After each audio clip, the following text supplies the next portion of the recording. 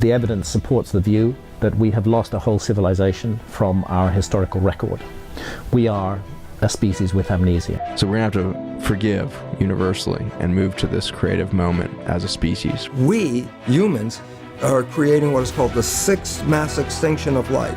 Peace comes from a different place. It starts by seeing within others and within ourselves that which is not selfish, but is brave and generous and idealistic. Hey, welcome back to the Video Shaman podcast, everyone. I'm here with Tim. Hey, buddy. It's good to see you, man. Yeah, it's great to see you too. Yeah, this is the second real podcast having a guest on. Usually I'm just ranting to the camera myself. So I here to help you out with really ranting. Appreciate it. I feel like our rants are legendary. They can be. Don't set it up too much. Yeah. Oh, I gotta fucking get these things better right here. Dude, this Legendary. Yeah, there's a little extra reverb in there. So you have a bunch of presets in here, and Yeah. you can just choose whatever you want. Yeah, That's kind of awesome.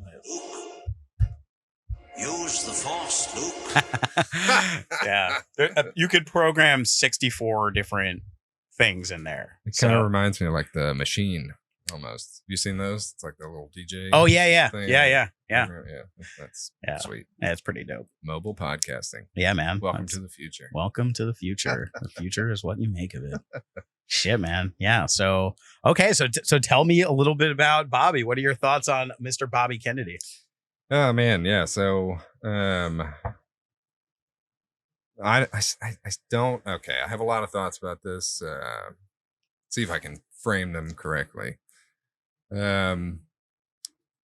For the first time, I'm actually excited about somebody who might potentially, be president or could be, in some theoretical world. Realistically, I think the vaccine stuff that he's talking about is maybe, or at least in the past, is too fringe for people, and I worry about that because his other messages are so good, that that's my main concern, right? Is that he's going to be linked with Alex Jones and all of these other characters that have less than favorable reputations in today's It's already happening. right and I think what he's doing, going on these podcasts and talking for 3 hours with people, and he talked to Lex, he talked to Joe. I think that is the key for like a man of the people. I think that's actually a really good idea. I worry that sometimes he gets cornered into talking about vaccines in a way that is going to be off-putting for people. Absolutely. And it's not necessarily that, I'm not an expert, right? So I can't say one way or the other whether they are that bad. I can say in my experience, I've been hesitant, but I still trust science, I guess, for the most part, right? Yeah. But I don't trust pharmaceutical companies. Right. That's the fine line that gets confused and convoluted a lot. And having somebody like that could potentially be the president who says, on the first day of office, I'm going to immediately stop them from advertising on television. That's exciting. Like, yeah, get them the fuck out of here. Right. Yeah. There's only 2 countries on earth that are permitted to advertise directly to the consumers. Us and Australia. New Zealand. Yeah, they have way more strict regulations. Yeah. But, in America, part of it is the freedom of speech.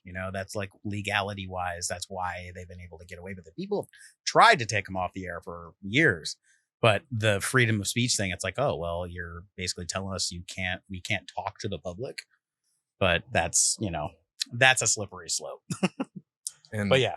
I mean, they own so much of who we are. I mean, my kid has to go in and get new shot. He's about to be in 6th grade, right? He's got to go in and get new shots just to go to school. Right. Which, you look at the shots, it's like rubella or Tdap or, it's like, okay, yeah, I don't want him to get those things. Yeah. Sure. Yeah. I go, no, let's take those, Yeah. But then you hear somebody like, Bobby speak, and he says people with 2-year-olds that get their shots, and then all of a sudden, things turn south, and And there's nothing else to blame, really. Everything was fine until that point, except for when they got the vaccines. And that's scary. That's scary for anyone to hear, Yeah, just as a human, but as a parent, it's even scarier. absolutely. And so I feel like that's where things are going to get complicated for him, right? Yeah. It's Oh, for sure. how is he going to navigate that with people who are like, you're just a conspiracy theorist, you're saying all these crazy things. And that's part of what is good, the fact that he's talking on these long forums like podcasts, because when he has time to when you actually listen to him and you have time and someone's going to like give him the space to explain, then you start to see that it's not really anti-vaccine per se. It's more about pro safety. And the number one thing that oftentimes gets does not get mentioned, especially in the shorter form, like you got 60 seconds to explain yourself on this very controversial issue, and then they get triggered and don't want to, there's really like a contentious debate. The number one thing that I think he brings up is just the vaccine safety protocols are not the same as most other drugs, that vaccines don't have to go through as much rigorous safety because of the fact that they're historically just the safest medicine that you could possibly do. Like, especially back in the day, like vaccines like for polio or smallpox, and that's another thing too. Like the definition of vaccine is that it gives you immunity. You get your smallpox vaccine and you don't get smallpox. Right. And then you don't have to keep going and getting like updates, boosters for your smallpox vaccine. You get it and you're good. But inherently in the method to vaccination is danger, right? I mean, you're introducing a foreign substance into your body so that it has an immune reaction. And I'm, again, not an expert. I'm not an expert. I wouldn't say I'm an expert. Yeah, we're not experts, but yeah, you're probably more informed than I am on it. But and I still wouldn't call myself an expert because, again, like even you can. Like Joe Rogan. Like Joe Rogan's been exposed to so many smart people. Right. And the way the subconscious mind works, and if you're downloading that information, you can repeat it. It's like you're like an education. Yeah. So you can have an education about something, but at the same time, it's like I'm just going on what other people said. So as opposed to like the real scientists, like that gets into sources of information and truth and a whole host of other things that are probably all fucked since 2020, right? Yeah. We're kind of in this era where no one knows what, it used to be the library. Now it's, I don't know what it is now. The internet came along and definitely lied for a long time and is still lying. Mm-hmm. Advertisements lie. Mm-hmm. Was it the news programs? I don't know. Where are we supposed to get like real information? Right. Anymore? Well, and also that brings up another thought too. The idea like misinformation, disinformation, and censorship, this idea that we need to like protect people from information. Foundationally, the unspoken reality or basis for that is that people are too stupid to like think critically for themselves. They're too susceptible to just repeating shit that, even if it feels true, is not true. So it inherently suggests that people are too dumb to have information. So we need to monitor the information so that you're getting information in a particular way that is like verified by who, like the so-called experts, which oftentimes are bought out by these corporations. Yeah. Like a lot of times, even in government administrations or agencies, like we're supposed to trust them, but a lot of these corporate people have bought those agencies. You have this revolving door. So the ones that are giving the information, like that we are the authority on science, like Fauci even said, if you're challenging me, you're challenging science. Well, these people are all deeply invested financially into the products that they're supposed to be regulating. So like, that's where it gets very questionable, like on this slippery slope, even with the AI, it's a slippery slope now, but it's slippery slope with the censorship as well, because I think, one of the things that is cool about Bobby is he says, I'm going to tell the truth. Yeah. And that it's a different premise, that people are actually smarter than we think they are.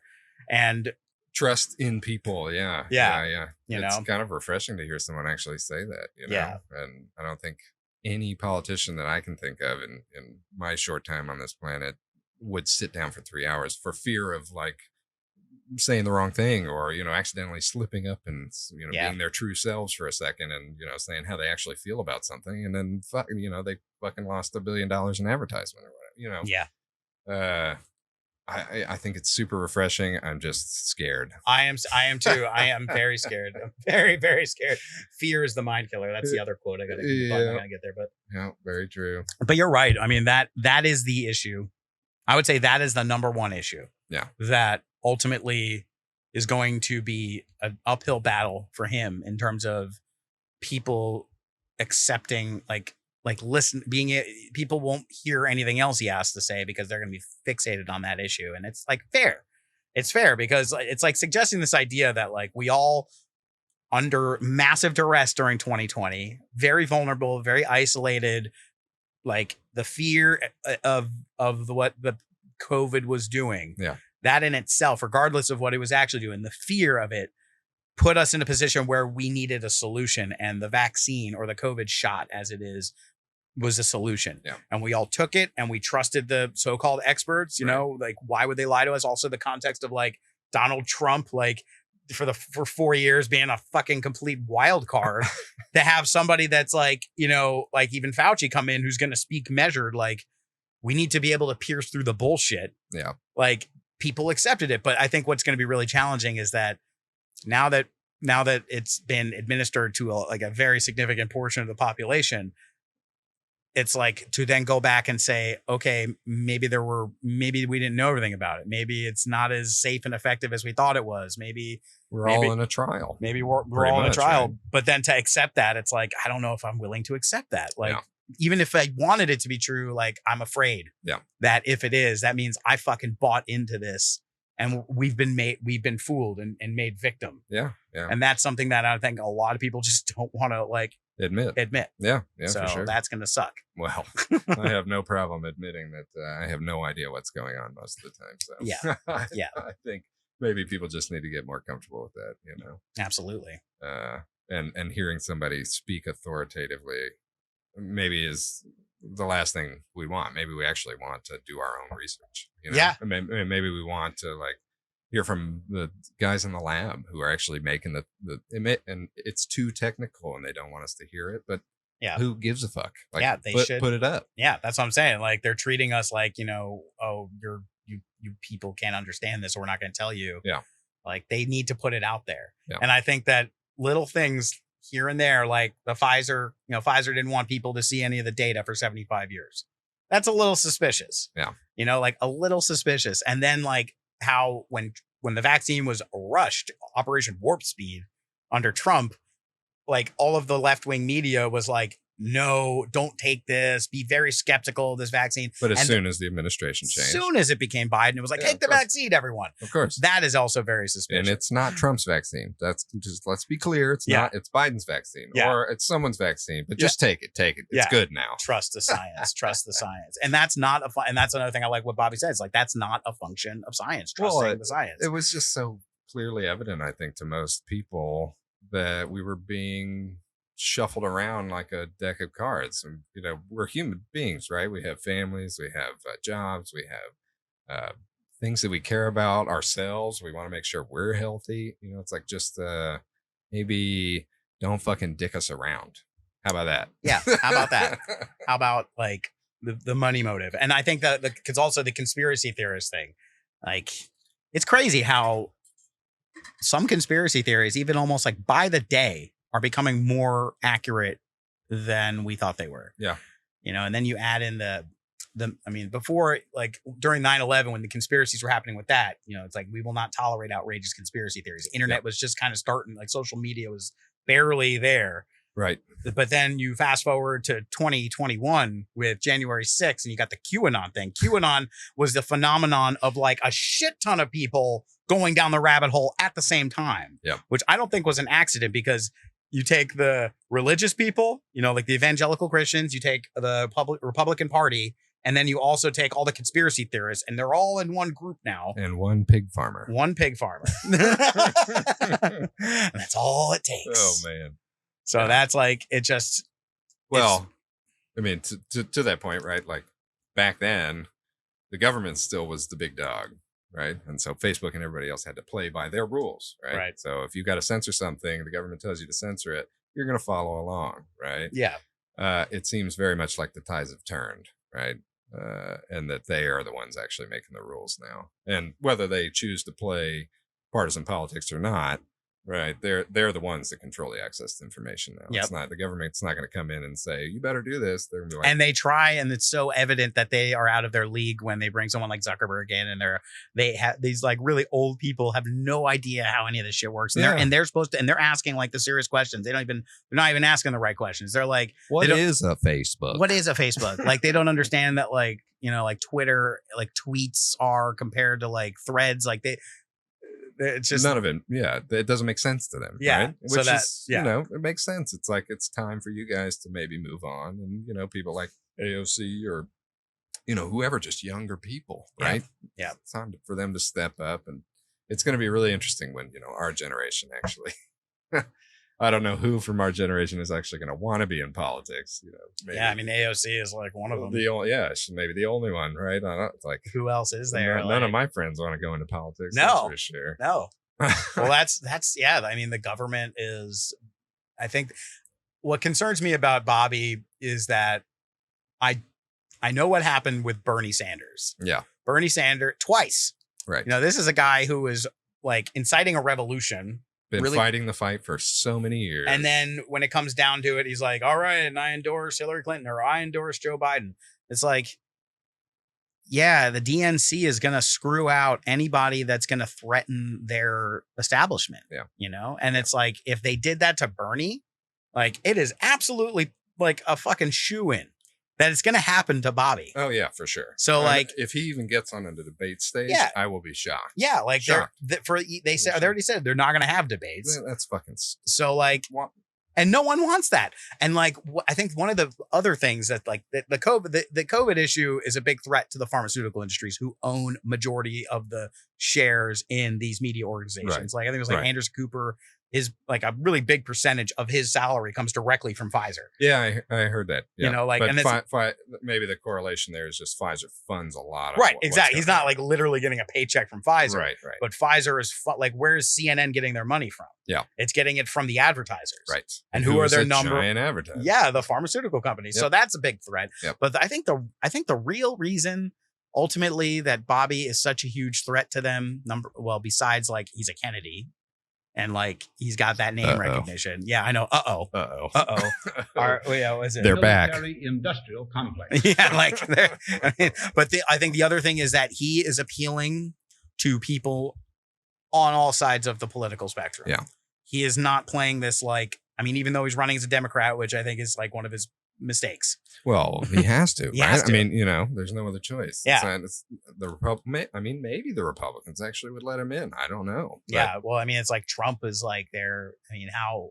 Oh, right. He's the golden god. Yeah. Like if he ran as an independent, I mean, of course. And it's like, I think it's respectable, admirable that he's doing that because he wants to take the party back to like what it's supposed to represent, not this other stuff. But the fact that he appeals to so many people goes completely against the stream of what the mainstream is all about, which is that you have this side and then you have this side and one side's right, one side's wrong. And when you're appealing to more, like the real enemy is not each other. The real enemy is this corporate greed that's like manipulating us into these kind of bullshit situations. I don't know how you argue with that message. Like, that's why I need to see a debate. Yeah. If he's really coming from a place where he wants to be totally separate from corporate interests, right? Mm-hmm. Let's see him get in a room with these people who are bought. Yeah. That's the other thing too, is like, I mean, it's a pretty obvious thing. Biden is having a hard time speaking in general. Right. With like softball questions. Right. Like, very unfortunate. So yeah. And it's sad. It's a sad state of affairs. If you have Biden and RFK Jr. and even Marianne Williamson on stage, it's like everyone's going to be like, yeah, Biden cannot be president. Yeah. Like, we have other options. So if they don't want to do debates, I highly suggest if anyone out there is listening, that one of these successful podcasters set up their own debate and just do it online because fuck the system. You know what I mean? Yeah. And if you don't show up to that, like if you're a Donald Trump and you think it's below you, that's on you. Yes, I suffer the consequences. You know what I mean? Like we need a debate, right? Yeah. A healthy debate is key to a democracy, right? Right.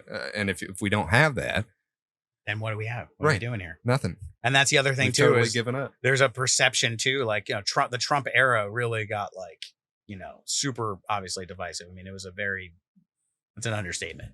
But the Trump era showed that people are absolutely, it's like, there are some people that think that democracy was working great. And then Donald Trump showed up. And now all of a sudden, we have a problem here. And it's like, hey, guys, like, yeah, Trump is definitely a fucking problem, like a symptom of a big problem. But it's a symptom. What are the conditions that led to Trump are the big questions. And then when you start to see that they're like, we don't want misinformation, yet they're going to literally film an empty podium waiting for Donald Trump to get on stage for like an hour.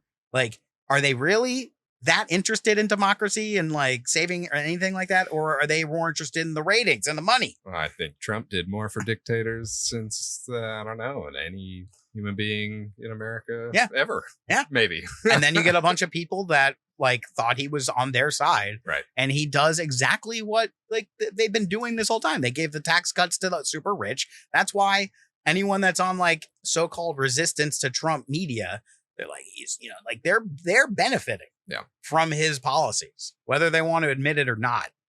That's a big problem for democracy. And if we're not going to be able to talk about it, then what the fuck is going on here? Yeah. We're all just getting played. And if that happens and there's no resistance to it from the people, then you got to just accept that people are willing to be played. Right. Yeah. And short story.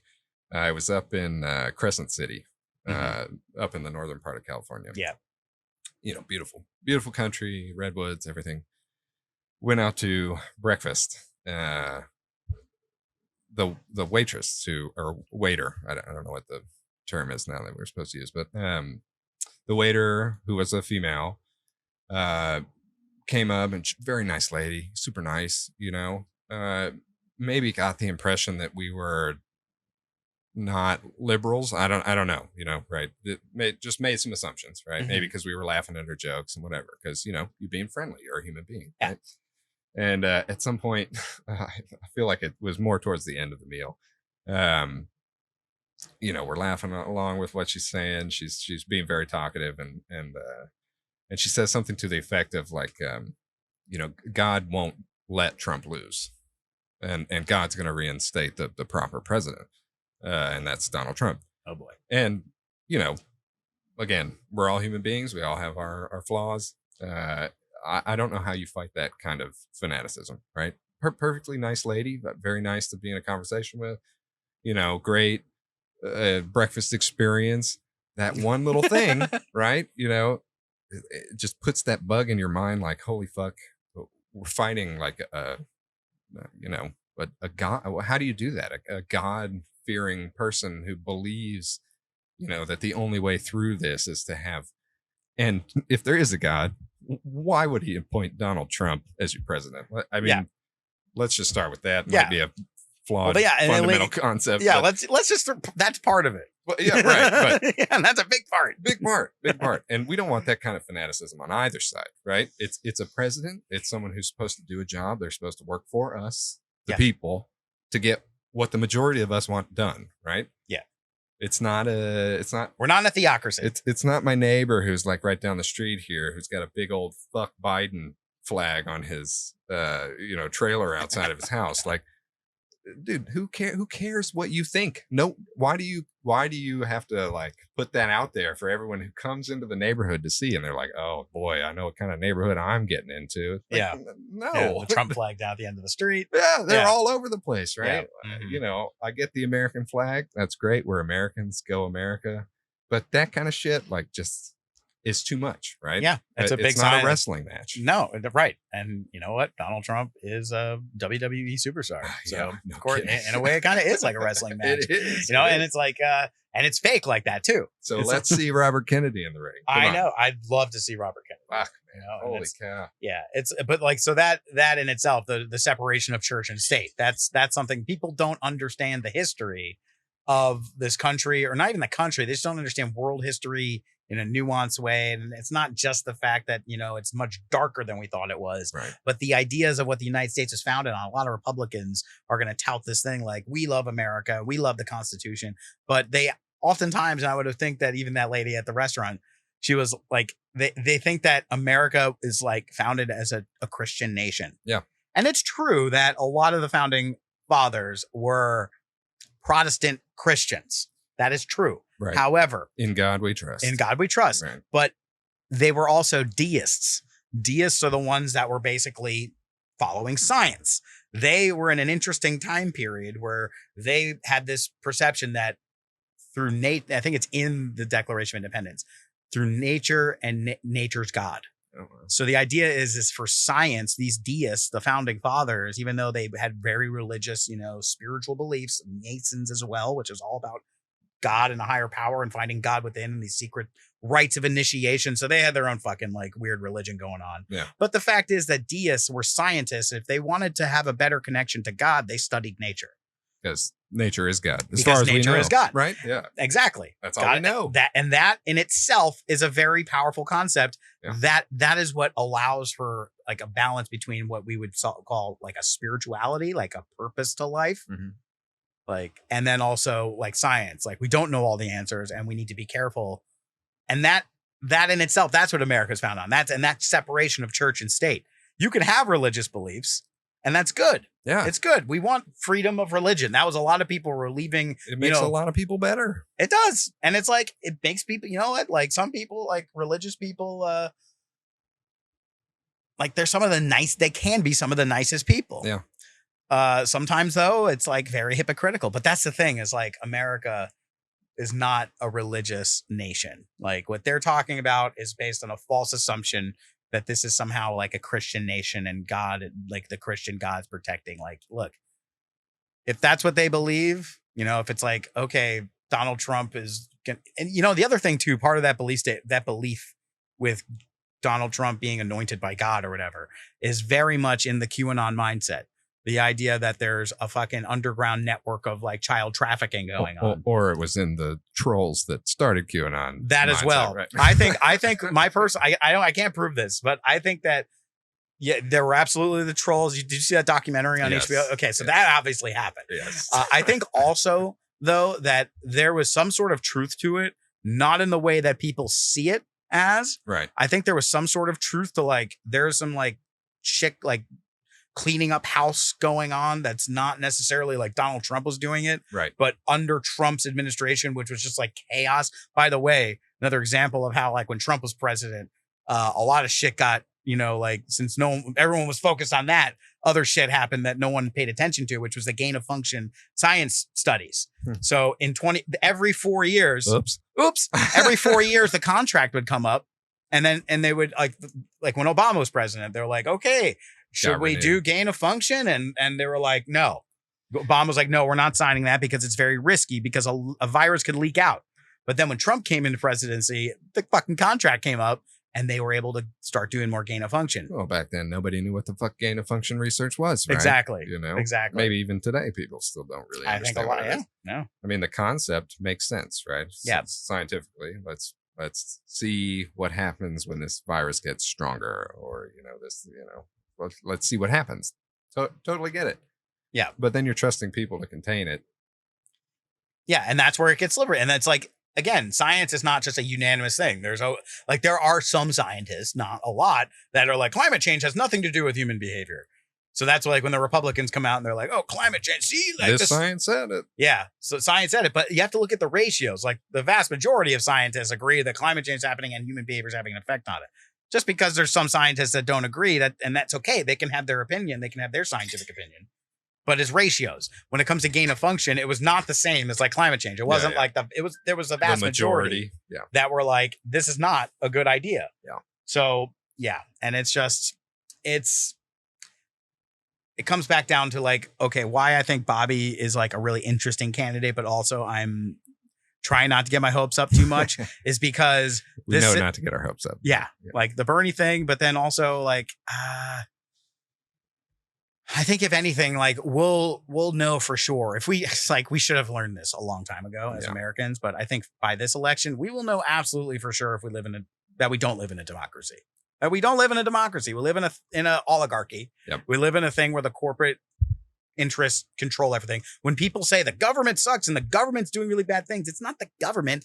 It's the corporate people that bought the government. Right. The government's doing things not for the people. It's doing it for these corporations. Except for the military. I think that might be the biggest company in the world. And Military-industrial complex. I think they might actually determine like the future of a lot of stuff. Absolutely. If we don't defund the military, Yeah. small bit, don't get mad at me. Defund a small bit. Let's take some of those billions, some of them back for other things. Yeah. They're going to continue to push forward most of the agenda. Absolutely. So yes. So I'm agreeing with you. The corporations, yes, that they are driving a lot of it, but the fucking military. Well, yeah, but even the corporations that are funding the military, like Boeing, Lockheed Martin, all of these defense contractors. Well, we're funding the military. Yeah, and we're right, and we're It's getting us. robbed. It's a big robbery going on right Billions now and from billions of dollars. I mean, maybe trillions. Trillions. Yeah. I bet that number is completely like we don't even know. No, it's just made up. Yeah, And they're then- like, oh, there's 8 billion people on the planet. I'm like, yeah, but what about all the unaccounted for people? And then they get audited, and they're like, I don't know where that $1 billion went, and Oops, no one gets in trouble for it. Yeah. Oops, we accidentally sent another $10 billion to Ukraine. Sorry, guys. Sorry. In my world, that all goes to the alien research, and so I'm totally okay with it. Like, Yeah. if that's happening, then Oh. I'm all on board. Absolutely. Well, like according to the secret space program conspiracy, that's exactly where a lot of it's going. Ever since the 60s, when they were doing the Apollo programs, like the secret space program idea is that there's actually not just like more advanced technology, but they have fucking colony on Mars. They got colony on the moon. They're mining the asteroid belt. They've fucking left the solar system already. So we're going full conspiracy in this. I podcast. guess we have to. I guess we have to. because I think it's important to mention that just a couple days ago, Yes. you have these guys in Congress giving testimony. Did you watch that? I the did. hearing? Holy shit! Fucking like man. crazy testimony. We have alien bodies in our possession. What was that? What the fuck? What was that? It's non-human biologics. Like, Yeah. what does that mean? Yeah, non-human biologics. Those Can are the you term. could you please explain? Yeah, and Like, it just I would like to know more about that, please. yeah, it's kind of a big deal. Oh my god! Now we have to go into a skiff, which, if you don't know what a skiff is, Yep. it's like if you have top secret clearance, that is where you work. You work in the skiff. No cell phones. You no cell phones. They go into EMF. a locker. Yep. You're totally separated. I work with one guy who has top secret. Really? Yeah, and Wow. I want to ask him. We're friends, right? I want to ask him off the record, but I don't think where I work is involved in any of that nefarious business. If there is nefarious business that's going on, Yeah, I think most of it is just rocket technology. And Yeah. how we can't let that go to the Chinese and sure. et cetera, et cetera. Yeah, there's got to be places where, especially in today's world with the cell phones and all the hacking, like they need to have secure places to have conversations Right. and shit. And Totally makes sense. so there's a documentary. Did you see the Disclosure Project, the full like Stephen Greer one that just happened? So are you aware of the Disclosure Project that happened in 2001? Okay, maybe perfectly. Stephen Greer, who is the like leading expert on anything real when it comes to military witnesses, Oh, okay. corporate witnesses of UFO type shit, alien encounters. Okay. In 2001, I believe it was in May of 2001, he had this thing at the National Press Club in Washington, D.C., where they had it called the Disclosure Project. And they had a whole panel of people that are like, we're willing to testify in Congress this fall about the fact that we have witnessed UFO shit and that we've been told to hide it, not talk about it. Like they have like dozens, and that's probably an understatement of like legit verified military witnesses, people in contracting organizations. They were all like basically having a big press event saying this is real. And this fall, when we go to Congress, we're going to testify that it's real. And guess what? In September of 2001, They were all murdered. they were all murdered. All murdered. But 9/11 happened. So then all of a sudden they're like, well, we have bigger concerns than all this alien shit. We got to deal with the terrorists first. Fuck, man. So that all got pushed aside. Hmm. But anyway, so just like last month, there was a new Disclosure Project, an updated one. Okay. It was like a 3-hour long conference in Washington, D.C., I believe it was, where they had these military witnesses come in talking about all sorts of stuff. And there's a documentary Is that David Fravor or these are other people? No, this is other people. So Okay, there were okay. other people that were describing like all sorts of crazy shit, like scalar wave weapons in Antarctica, underground bases. Yep, I've heard about those. Yeah, like basically like the Death Star beam, like essentially. And then And then also there was another guy that's talking about these reverse engineered UFOs. Like the idea is that UFOs have been visiting Earth for a long time, and it was after World War II. Nukes were like triggering. Yeah, there's a really interesting story. There's the nukes. There was Operation High Jump in Antarctica. Mm-hmm. Have you heard about this? No. Okay, so we're jumping around. We're gonna dig deeper into the rabbit hole here. Operation High Jump. Okay. After World War II, it was this massive military deployment of the United States naval forces, air forces, and army that went to Antarctica. Okay. So, and this is all real. This is all real shit. It was led by Admiral Byrd, who was like the premier explorer of the Arctic regions. And they sent aircraft carriers, airplanes, like 3,000 troops, battleships. Like they sent it all to Antarctica under the mission to explore the region. But defeat the penguins. Defeat the penguins that were rising up. Right. Yeah, Morgan and the ones that Morgan Freeman genetically modified himself. Yep. That was, it's like March of the Penguins is a real true story that we have to be very careful about. Like, who the fuck is Morgan Freeman really working? Right. I heard he's God. So yeah, he is God, and he's the hive mind. Like all of the penguins, when you put them together, you get Morgan Freeman's consciousness. I love it. So that being said, what ended up happening was now this is all part of the legend. Yeah. And there's even a flat earth side take of this, which is another story, but we're not going to go down that one right now. But we got to pick and choose. So yeah, we got to pick and choose this one. So the thing is, Operation High Jump happened. Was a real thing. And according to this legend, what happened was they didn't go down there to explore. They went down there because the Nazis had a base in Antarctica that they had worked on and had personnel there. Yep. A bunch of German U-boats were missing. They went down to basically like stop these Nazis, and the World War already ended. So like Hitler was defeated and the public was like, yay, World War II's over. But the American military was like, we know there's a Nazi base in Antarctica. We have to go find him. And they had a lot of rumors. They had advanced technology. What the fuck? Nice. So they sent everybody. They sent the Air Force, the fucking military jets, the battleships. They sent everything down there. And apparently what happened was when they get to Antarctica where there's supposed to be a base, a bunch of these UFO-like ships came up out of the water and then just started shooting particle beam weapons and just destroying the entire fleet. Like shot a beam and like cut the battleship in half. It sunk, killed most of the people, and stopped the American military in its tracks. Hollywood. Yeah, this is where's the movie? Yeah, there are movies that kind of like talk about this a little bit. Holy shit. But they're B movies. Yeah. But yeah, so what ends up happening, there's another story about Admiral Byrd.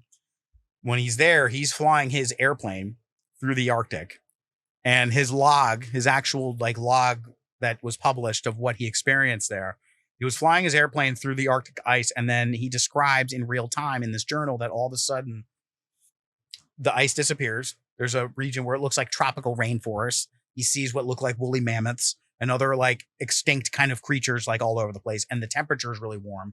The compass needle is spinning all over the place. Lost. Yeah, just like Lost. He gets down into this area, and then all of a sudden these two UFOs pop up next to him and take control of the ship, land the ship for him. These 8 to 10 foot tall Nordic looking giants came up out of this like ship and welcomed Admiral Byrd and the guy that was in the plane with him, brought him into this like castle, like this crystal like castle, and had a conversation with him and said, like, we're really concerned about what you guys are doing with your nuclear weapons, and you have to go back and tell your leaders that you need to like chill the fuck out with this. Holy shit. And Byrd records the like in detail all this stuff, and then gets back in the plane, and then they fly out, and then all of a sudden they're back in the Arctic. So this all happened around the same time. So Operation High Jump was like, it brought up a lot of major questions. Wow. Like inner Earth civilizations. They weren't aliens, according to these Nordic looking beings. They were not aliens. They were ancient humans that had lived underground since the end of like the Ice Age, basically, like in a breakaway civilization. And the Nazis, they weren't like the actual Nazis down there. They were Nazi personnel, but they were like the extreme occult Nazis. Like the NASA.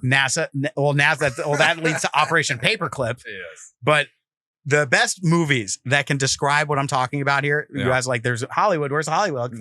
I'll tell you a trilogy that does this perfectly. Captain America. Oh, shit. The Captain America movies are describing exactly this thing. Huh. Hydra was not the Nazis. It was a breakaway group of the Nazis that had occult science and using alien technology to develop weapons that were very questionable. And Captain America is trying to stop them. And what happens in Winter Soldier is even more relevant because this is what happens after Operation High Jump in real life. After Operation High Jump, Admiral Byrd goes back to Eisenhower, who is the president at the time. And he's like, listen, he's like, what, did you find any Nazis down there? And it's like, no, we didn't find we found Nazis, but it's way worse than we thought. Like, they have fucking all this advanced technology. They're working with aliens or something. And they said, like, we have to, like, be prepared because we're coming. Like, Eisenhower was like really freaked out. This is when Roswell happened. We shoot down an extraterrestrial ship, start reverse engineering these things. There was one of the most massive UFO sightings in modern history in the 1950s when Eisenhower was president. There's pictures of it. Fucking a bunch of UFOs right over the Congress building. You ever see this picture? No. It's like legit, like actual articles. Like, I'm like, oh, UFO sighting in Washington, D.C. Like, is it lights or can you see shapes? You could see they're like the classic, like orb looking things. Shape, yeah. They fly over the Capitol. And apparently what happened was this is like when the Hydra shit, like in Captain America, Winter Soldier, when Hydra, you've seen Winter Soldier, right? The Hydra infiltrated S.H.I.E.L.D. Okay. S.H.I.E.L.D. is the military-industrial complex. Yep. Hydra infiltrated S.H.I.E.L.D., infiltrated the government, and infiltrated all these places. So secretly, the Nazi, like, Hydra shit was, like, taking over America using S.H.I.E.L.D. So what happened in this real-life situation with these UFOs, apparently, they came down and met with Eisenhower, and they were Nazis. They weren't aliens. They were, like, these fucking, like, breakaway Nazi group.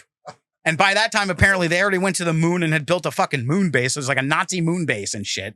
So then they tell Eisenhower, they're like, listen, we're going to be working with you guys now. I just want you to know you guys are going to be in charge, but you're working for us in secret. And if you ever think about telling anybody, Eisenhower's like, well, I'm going to tell the public. Eisenhower famously was like, when he found out about all this alien shit, like Area 51, he was like, well, I'm going to go down there and I demand answers. And they're like, sir, you don't have clearance. And Eisenhower's like, I don't have clearance. All right, well, I'm going to send the entire National Guard to Area 51, who works for the president, National Guard. He's like, I'm sending the National Guard to Area 51, and it's going to be all over the news unless you fucking tell me what's going on. They're like, okay, sir, sorry. So, like, this is when Eisenhower found out, like, there's a secret boss now in charge of shit. And that is what Eisenhower was trying to warn people about when he said military-industrial complex. It was not just the military-industrial complex. It was the fact that these fucking Nazi breakaway alien shit was going on. Wow. So then JFK, then bring it back to JFK. So JFK becomes president. He wants to end the war. He's already unpopular on so many levels, like especially with the CIA. With the CIA, he says we're gonna break the CIA. CIA was formed right after World War II. Okay, this is the CIA is also like another one of these. It's like S.H.I.E.L.D. Like Hydra is inside of S.H.I.E.L.D. They're the ones going around starting all the wars. So then what ends up happening is JFK finds out that there's a fucking secret space program in the 1960s. We're already on the moon. We're already out in the solar system. We're using reverse engineered alien technology with anti-gravitic, electrogravitic technology, no propulsion, like shit that, like, if people knew about it, it would end fossil fuels forever. JFK's like, well, I'm going to bring these guys down. And he can't. So what does he do is he says, we're going to go to the moon. We're going to have a publicly funded space program and we're going to go to the moon. That was like a direct threat to the secret space program because they're like, we don't want like a public space program. We don't want you up there. We don't want you up there. You're going to fucking see our shit.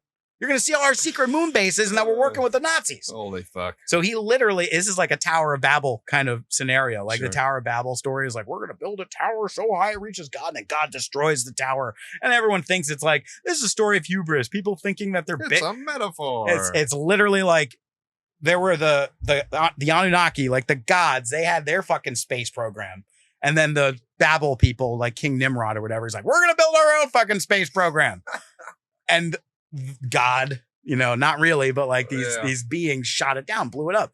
JFK, that was part of the reason why he was assassinated, because he was going to expose the fucking all this secret shit. Wow. And then ever since then, it's just been war ever since. It's been Wow. the same fucking administration controlling things the whole Just time. war. Yeah. Yep. So there you go. There's a fucking rant. There it is. Fuck, man. I mean, all that said, right? I love living in a world where that could be possible. You know what I mean? I mean, there's so much in there. Obviously, people could probably talk shit about and try to poke holes in. Absolutely. But how fucking cool would that be if that was actually what happened? I mean, and shitty because, you know, the leader that we had that might have actually done something about it was shot in the head. Yeah. There was a violent overthrow of the United States government. Yeah. And an insurrection. I mean, just the fact that that might be a possibility is so cool. Right? Yeah. I mean, and also to lead to this whole what is truth thing, if we've been lied to on that scale, there's no limit to what these people could do to, you know, control and confuse and dominate us. Right. Yeah. That, I mean, yeah, that's wild. That's talk about pulling the rug up from everything we think we know. And it's been happening a lot. Like, people are really questioning, like, on all sides, like, what the fuck, what we thought we knew may not be true. And actually, there might be people that know that and are using it intentionally to exploit us, to rob us, like a big, like follow the money. There's a big, like a money shifting heist going on. So is Bobby going to save us? God. I think, you know, is he going to get killed too, for God's the sake? way that I am mythologizing Bobby at this point, he is like Jon Snow in Game of Thrones. He is the rightful heir to the throne. Yeah. Okay. Yep. He literally is Bobby Kennedy's son. His father, they killed the Lannisters killed his father. They killed his uncle. Yep. Okay. Bobby has been a lawyer fighting the good fight, winning hundreds of cases against the most despicable fucking people that you could imagine, like in the environment, like destroying the environment. He's like Jon Snow. This is a narrative we could all get behind. Right. It is. Like, that was the reason, like, I personally voted for Joe Biden, was because I didn't do it. I guess it's like, doesn't matter because you're pressing a button. Yeah. But in my mind, I'm like, I'm pressing this button not because I'm afraid of the other guy. I'm doing it because at the very least, I think the Democrats are going to have more of a policy of protecting the environment. And that turned out not really to be true. Right. You know, like, well, they're now the party of war, it seems like, right? So, party of war. Yeah. They're talking about, promoting fracking, you know, like even electric cars, like we buy electric cars to save the world. How has this shit shifted? It's crazy. It doesn't matter. It's always, whoever is doing that is always on top, right? Yeah. You know, you can never get away from it. I mean, that's the most depressing thing I've ever heard. It's that illusion of separation, like thinking of the angel on one side and the devil on the other side. And it's just, they're shifting clothes the whole time. A donkey and an elephant. Like, what the fuck? Yeah. What the fuck is that all about? Yeah. It's ridiculous. It is ridiculous. And it's so bizarre now, like hearing, like there was that censorship hearing. Did you hear that? Bobby went and testified just last week? No, dude, this was like one of the hardest things to watch. Bobby went to testify at a hearing, public hearing, about censorship. And right before he got there, all of the Democrats that were there, they signed a petition to censor the censorship hearing, to basically say, we're not going to have this hearing. We're going to have it in private where no one can hear it because Bobby's so dangerous.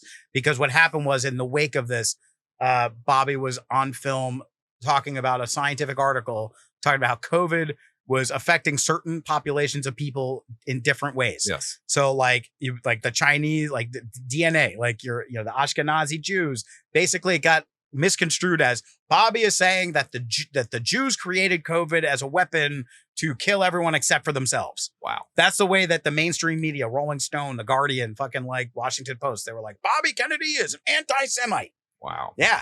And it's like not true at all. Like that's not at all what this happened. Is like in the past week. Yeah. This all just happened. So there is actively a disinformation campaign actively with all of these major media companies. Yes.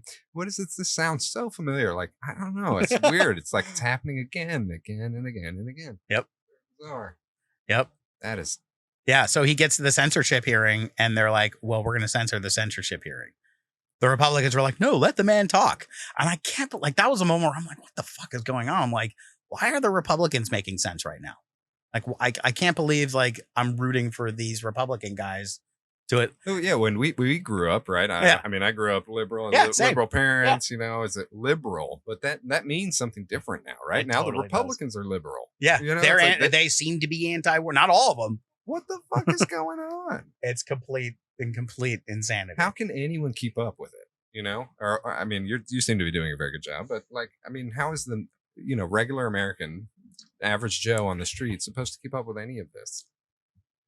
I don't know. I mean, it's like no one believes anything anymore. You know, if this could be true, or if someone's coming out of the woodwork and telling us that like we've been lied to for pretty much our entire existence as a country.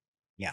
Well, what is anyone supposed to do? How do you rise up against that? Even Yep. you know, and then you get even deeper, and he's a Kennedy. Maybe he also is lying to us. You know, I mean, he's telling us, you know, bad information, and no one is telling us the truth. And then you just, you know, end up fucking smoking crack on the street. Yeah. You know what I mean? What is the average person supposed to do? Yeah. I don't think there's a reasonable way out. Nope. I think we eventually just have to like trust, right? Somebody. Yeah. And that is the scariest thing. Yeah. Who can we trust? I Who mean, if we can we can, trust? and then another even deeper question: can we trust ourselves? Like, do we trust ourselves? Yeah. Do we love ourselves? Like, these are really hard questions. We're always pointing our finger out, like externally, like that is the solution, or that is the enemy. Fingers pointed back at you. Right? Yeah. And it's like we rarely are taking any responsibility for our own health, for our own actions.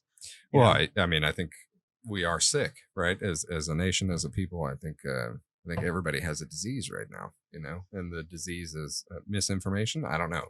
The disease is anxiety, I think. Stress. Yeah. Stress. Inflammation. If you can keep the populace under duress, they will never rise above, you know, where they are, their station. Right? Yeah. They'll just continue functioning as the ant in the anthill. Yeah. Yeah. You know. And there's this YouTube channel. Yeah, that the stress and and our mind and our thoughts affecting our immune system, our health, but then also literally the food that we're eating. There's this great YouTube channel I just found called Evil Food Supply.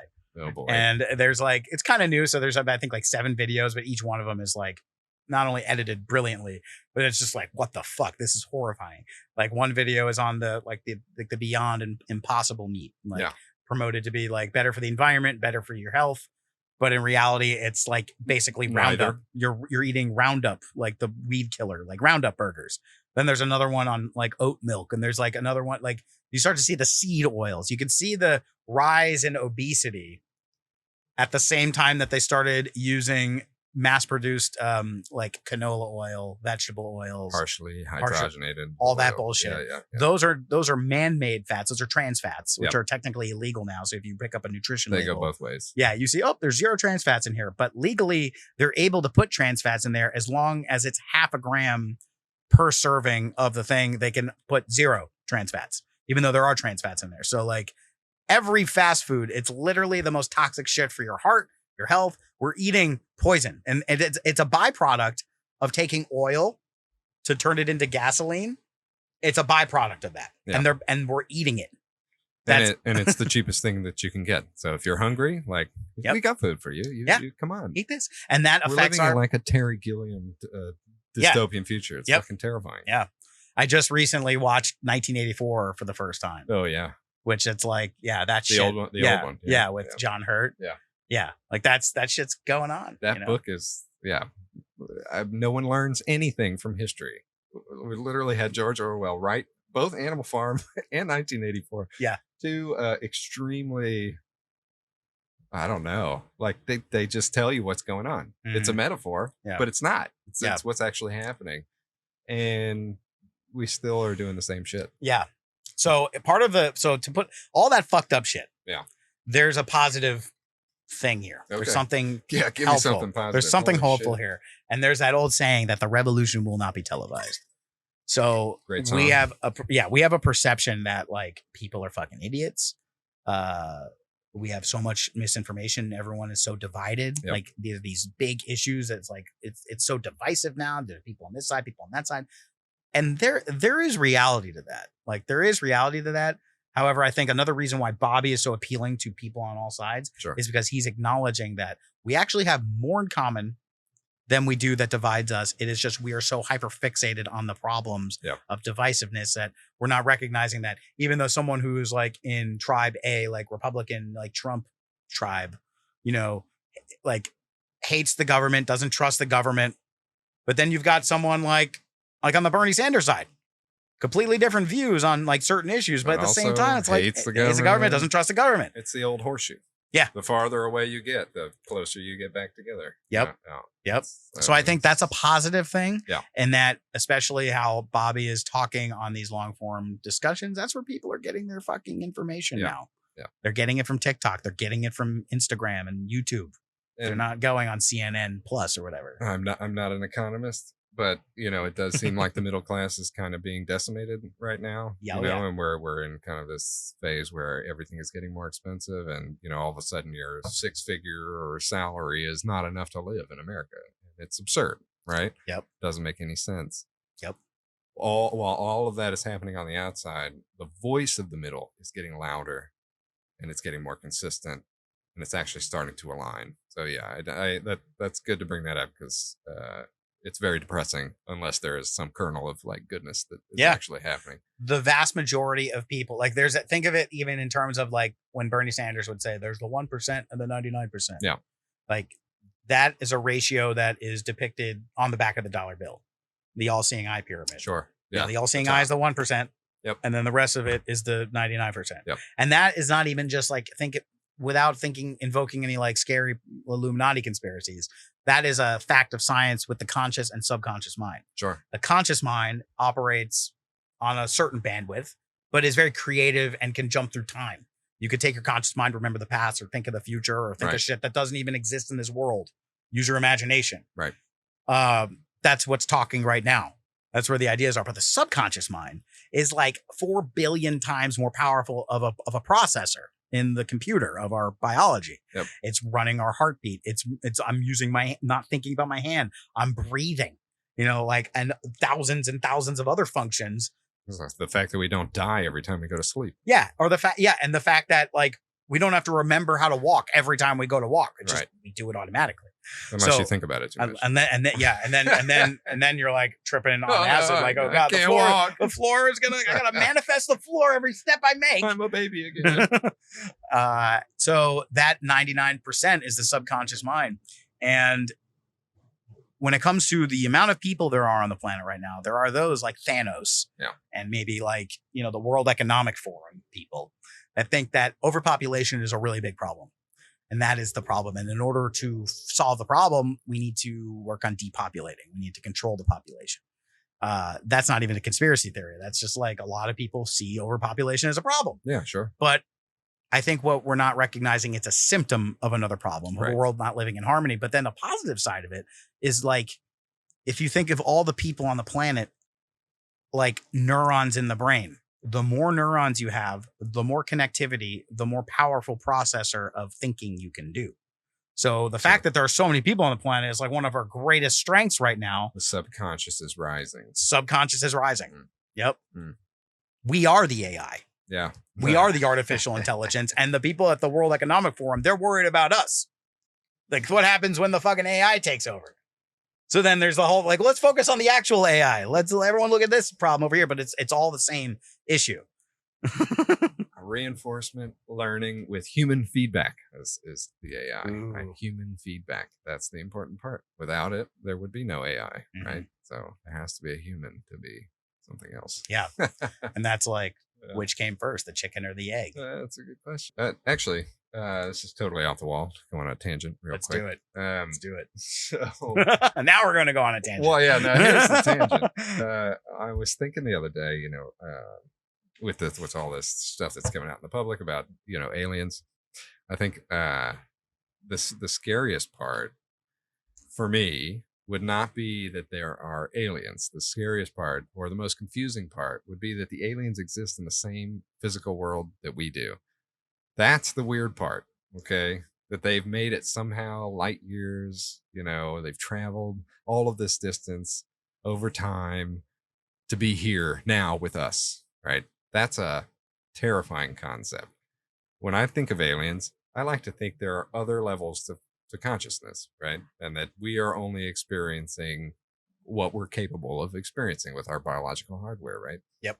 But if there are other aliens and they exist in this biological realm and they have similar hardware to us, that just limits all of the fun stuff that I want to think about.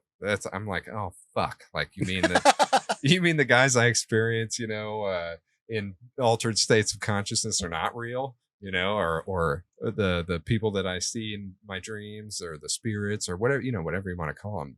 Oh, if there are aliens that have come here from hundreds of thousands of light years away,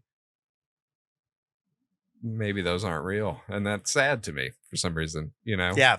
Maybe this physical world is actually the world. Yeah. Like that, as if that, like, this is really like all there is. This is all there is. And that's depressing. Yeah, that is depressing. That is depressing. And I think it's probably like both of those. I think whether the term that they use in ufology are ultra terrestrials, ultra instead of extra, like these people on another planet light years away. Ultra terrestrials are in another dimension. Sure. Yeah. And that, which I'm way more inclined to that believe. makes more sense. That makes more sense. Because if you're going to be that evolved, like, you're not just, like, we have to think of evolution not just in a science world, like we have to think of it in the spiritual world. Right. Like, there's real stories of monks in Tibet that will meditate their whole lives in seclusion, and then they will literally ascend into another realm, like rainbow auras will appear, and then their physical form shrinks down, and they just go away, and then they're just in the next dimension. Yeah. So that is also a part of evolution, as much as the scientific evolution of technology. Yeah. So like, there's the human technology that they've somehow perfected, that they can, like, the shit that we're building with computers is like, we only build what we know. That already exists in our bodies. Yeah. So yeah, I think that's part of the distraction, is that thinking like, out there are aliens, and where are they? Where are they coming from? And also it creates more confusion, where you get like Neil deGrasse Tyson be like, well, it would be impossible for aliens to get here, because that means they would have to go faster than the speed of light. And like, that's it. And that's it. And it's like, well, you're making a big assumption, dude, that like they haven't figured that out. Like, because we haven't figured it out, supposedly, that they haven't figured it out. But again, it creates that, like, that idea of space. Like, the idea of space is not what we think it is. That in Dune, did you read Dune? Or see the movie? Saw the movie. Okay, so like the idea of using spice to alter your consciousness to fold space. Yes. That's the technology of like wormholes and shit in Dune. So extraterrestrials it's infinity, right? It's eternity, goes on forever. So I'm sure there's got to be beings out there on other planets. The farther we can see, the more we find. Yeah. But like the idea of UFOs, like one of the interesting things in this disclosure project that they say is really cool, is that the way that they build these aliens, these alien consciousness advanced beings, will they make UFOs, is they don't build them. They use their consciousness to manifest them, sort of like a transdimensional 3D printer, where they'll basically create the field, the idea in their minds of what the ship is. And then it will literally, the atoms and everything will just form into our world. So it's this idea that there are these other dimensions, and that the extraterrestrials or ultra terrestrials are existing in this realm of a higher dimension. We only see the tip of the iceberg because of our five senses.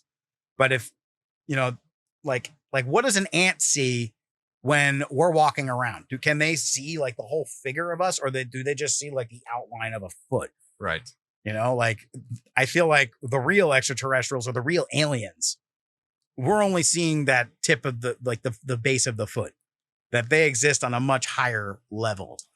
The idea that that we're kind of tap dancing around, which I find fascinating, but I have no clue what. Who knows? Yeah, I don't know. It's just fun to think about. Right? It is consciousness an emergent property from the universe, or is it fundamental? So. Yeah. Would the universe exist without anyone to see it existing? Right. And I think if we could ever even get close to answering that question, which I don't think we ever will, right? But doesn't seem like if we could anytime soon, at least. I mean, just the thought, just to play with that in your head, that if no one was around to see it, it wouldn't exist. And then you look farther and farther into the scope of the universe, right? We have this cluster. I don't know if I talked about this last time, but the Laniakea supercluster. It's like a very far out mathematical representation of the universe. And we should probably bring it up or look it up, because it's really, what's it called? The Laniakea supercluster. Okay. It's really fascinating. Yeah. So there are denser clusters of galaxies, right? And they kind of form a shape. That's pretty much all you need to visualize. Right? Okay. And sometimes I like to think about the I hate to bring it back to Marvel because Hey, a lot of that shit's true. That's my professional opinion. Well, and they've had a long time to like come up with a bunch of stories based off of stuff that is out there in public consciousness, right? Yeah. So the idea of the when they show you the multiverse and they show you, I forget what it's in, Loki, or it's in one of these where they show it to you and it's kind of this line. Yeah. It's this line and there are branches off the line where like different things have happened and timelines, but there's one main kind of like line. The mainstream. And that's the fucking, sacred timeline. The sacred timeline, right? Yeah. If you look at where we are positioned, our galaxy is positioned in the Atlantic-Chaos supercluster. We are on a fairly strong offshoot. This is why we got to bring it up, so we got to visualize it. An offshoot off of like this main. There's a very big, what looks like the main line, right? Of all these galaxies, lined up. All these galaxies. I got to show you a picture of it. Oh my god! Yes. But so there's this big line, kind of looks almost like a tree, right? Again, I'm anthropomorphizing everything, right? So sure. Whatever. It's a mathematical representation of the universe. Got it.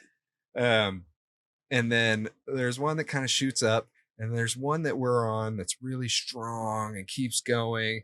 And then you can see and it looks like somewhere maybe, a couple 100 million years ago or something, it broke off again, and we're on like a subcurrent. There's a tiny, little line, and then there's the big line subcurrent. So at some point we kind of forked in the road. What? And we are on one of the forks. Literally, our galaxy is on one of those. It's on one of those forks. Oh fuck! Look, this is all this is all just because I like thinking about it, right? Yeah, right. We're not quantum physicists here, but assume infinity is possible. Yes, right? let's assume that. Let's assume the universe is definitely bigger than any of us can comprehend, right? Let's assume that there are infinite timelines where there are infinite us's in different scenarios, at various stages along the evolutionary timeline, right? It is really interesting to look because all we have is now, right? We don't have anything else. We like you said, we can kind of transport our minds back in time. We can remember things. We can guess about the future. We can't really project ourselves into the future, but if where we are on this giant, manifestation of the universe is true, we're not the ones that are actually like driving forward everything, but we're real close. We're like right there. Wow. And it's kind of fascinating to think about. That's if wild. Consciousness did create the universe, right? If there was a consciousness before, I guess you'd call it God or whatever you want to call it. If there was a consciousness, and this is a representation of the thought process, or even the maybe the electrical current that is behind the consciousness that's actually experiencing things. It's just a fascinating representation, and it's really interesting to think about. Yeah, maybe that's how it is. Maybe we're NPCs. Yeah, we're not even on the real fucking mission of the game. No, we're streams off of a giant stream, right? And even when you look at the galaxy, pictures of the galaxy, our solar system is on the very far edge of that galaxy, and it's fractal too. So I'd love to see that. You should pull it up. I got it. And just thinking about that too, it's like where we are physically, what we perceive as physically located, literally, is not even in the center of things or on the fucking main track of things. Here, I'll just pull it up real quick, just for shits and giggles. Yeah. Well, that also makes me think too, you ever had that experience where you're driving in the car and you're driving down the road and then a thought occurs to you oh my God, I could just turn my wheel and just crash the car. End it right now. That thought occurs to you and almost visualize it and kind of feel a little jitter. Yeah. And you're not going to do it. But that thought occurs. You kind of visualize it, but you're still going down that main road. Yep. That's what I'm imagining with all this divergent timeline shit is we are literally on that timeline where we're consciousness is imagining what would happen? What would happen if we just drove this car off the road? That's our fucking universe. I mean, given all the crazy shit that's happening, we might be in that. That might be our job. Yeah. okay. So just take a look. Oh my god! So this is a People are- mathematical representation. That does just look like Loki. Yeah. So right. So that's why I bring it up. Holy fuck! But so in this analogy, right? If we're just gonna shoot the shit, and we should probably read the Wikipedia or have Jamie Wow. look it up so that I'm not fucking this up. Yeah, totally. Jamie. but look at this. So there are definitely super dense clusters, right? This incredible. Look at all the lines and offshoots that are happening from here. And that's where we are. What the fuck do you suppose is going on over here, though? Yeah. Just imagine. I know Hollywood's like getting tired and they don't have a lot of ideas, but come on, guys. Like, there's a ton of shit out there. Yeah. Like, let's see that. Yeah. Well, Let's see that's that like, movie. I feel back to Marvel again, though. Like, that's true. that's what this whole fucking saga is, the multiverse saga. And it's not even just the Marvel. Yeah. The fucking best picture of the year at the Academy Oh, Awards yeah, that's right. was Everything Everywhere All at Once. All Yeah, about this like multiverse, like, infinite choices and possibilities, and you exist in all of them at the same time. And it's all about where your consciousness is that makes a difference. It's like where your attention is makes the biggest difference. And that was like the biggest takeaway from quantum physics, in my opinion. I mean, obviously I'm not a quantum physicist, and I'm sure it's extremely complex when you have to fucking have a doctorate to understand half the shit that's in there. Yes. But the basic premise that everything is energy and that our attention towards a given situation is not passive. It's somehow interfering with the actual thing itself, like the double slit experiment. Yes. The thing will be a particle or a wave, depending on if you're looking at it or not. So that idea, it's like, okay, biggest takeaway is that we're creating our reality. We're creating our reality. It's not like some spiritual, like new agey, we create our reality, dude. It's like literally we're generating a field that what we perceive as the physical world is literally a construct of our consciousness, and we make it real when we interact with it. Yeah. And that is the real simulation theory. Like when a lot of people talk about simulation theory, it's like in the Ray Kurzweil, like transhumanism, like what if like all of Matrix. the Matrix, we're in a video game on some alien planet right now. Yes. Well, the simulation theory has been around since like the fucking 2000 years ago. The idea of Gnostics and like peeking through the veil, like all these esoteric concepts that, your brain, your cells in your body and your brain don't see the real world. They're getting electrical input and makes an interpretation of your world. At least it's definitely on a delay. There's definitely a fucking latency issue. Yeah. And what's really interesting is when you're like communicating, like we're just the consciousness communicating with itself, which is crazy. And hopefully like we are making a higher consciousness by doing this communication thing, right? Which is why fucking people are so lonely, probably, because not everyone's doing this all the time, right? We don't have other versions of ourselves to bounce ideas off of.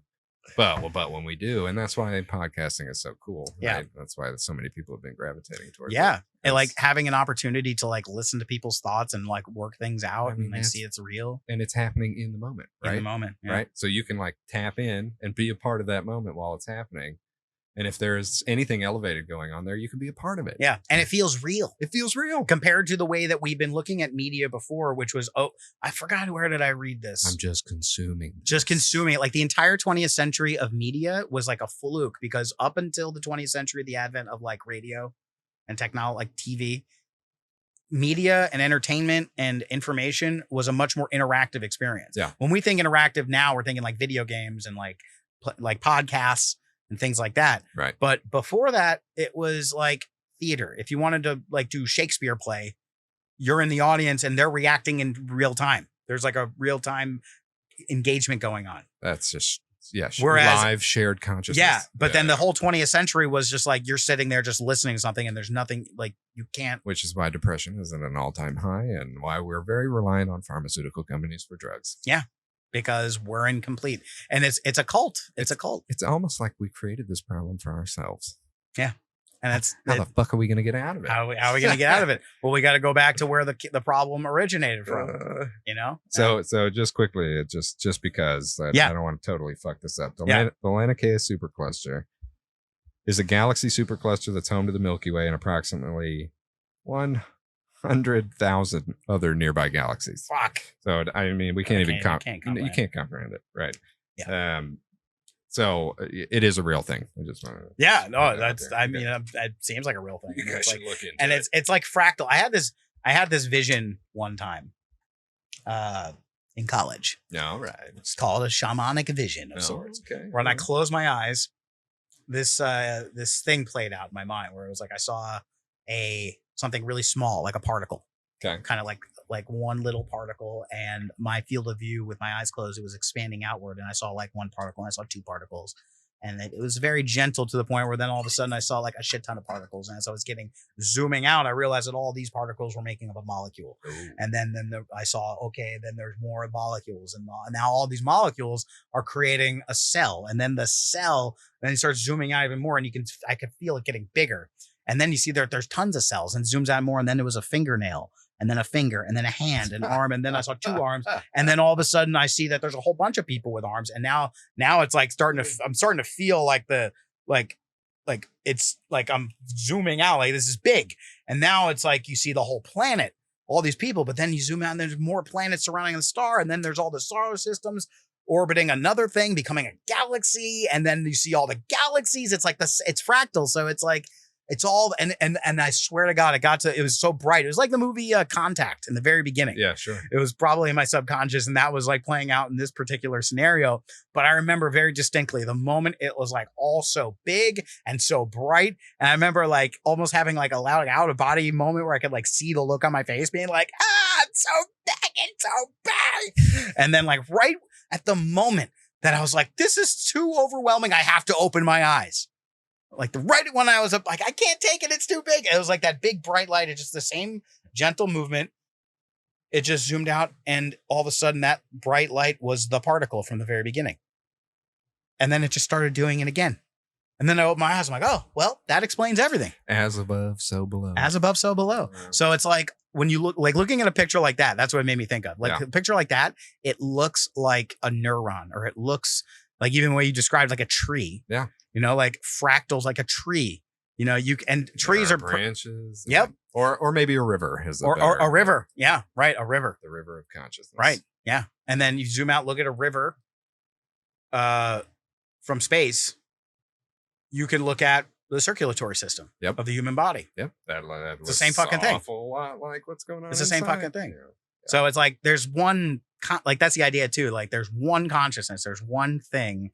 And just like in your anyday life, you're living your life, and then all of a sudden you have like an aha moment where like, oh, everything makes sense. Or like even deja vu, or like everything like, wow, I've been here before. Like these little glimpses, and then you're back to your life.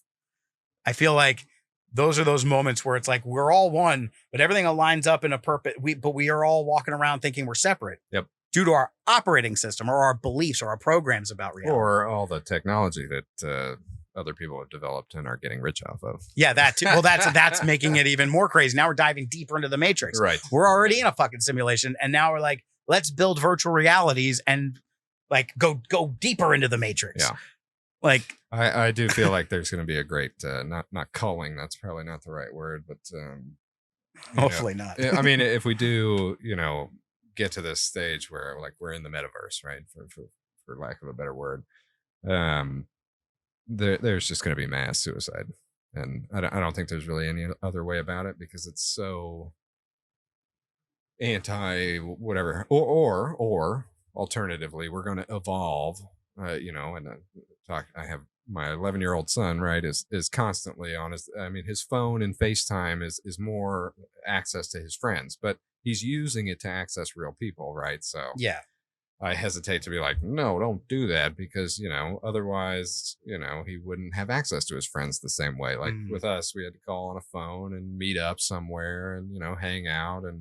And with him right there at his fingertips. And that seems very cool to me. Yeah. But it also seems terrifying, right? Because what happens when that's cut off? Is that like losing a limb? Or is that like losing something way more significant than a limb? And if, we do get into any of these terrifying situations where, let's say nukes get dropped, right? Or infrastructure lines are cut, or in my sci-fi future, there's some anti-technology group that comes in and actually goes in and severs the lines, that connect us, right? Yeah, like Ted Bundy, like right, somebody like in the that. Future. Right.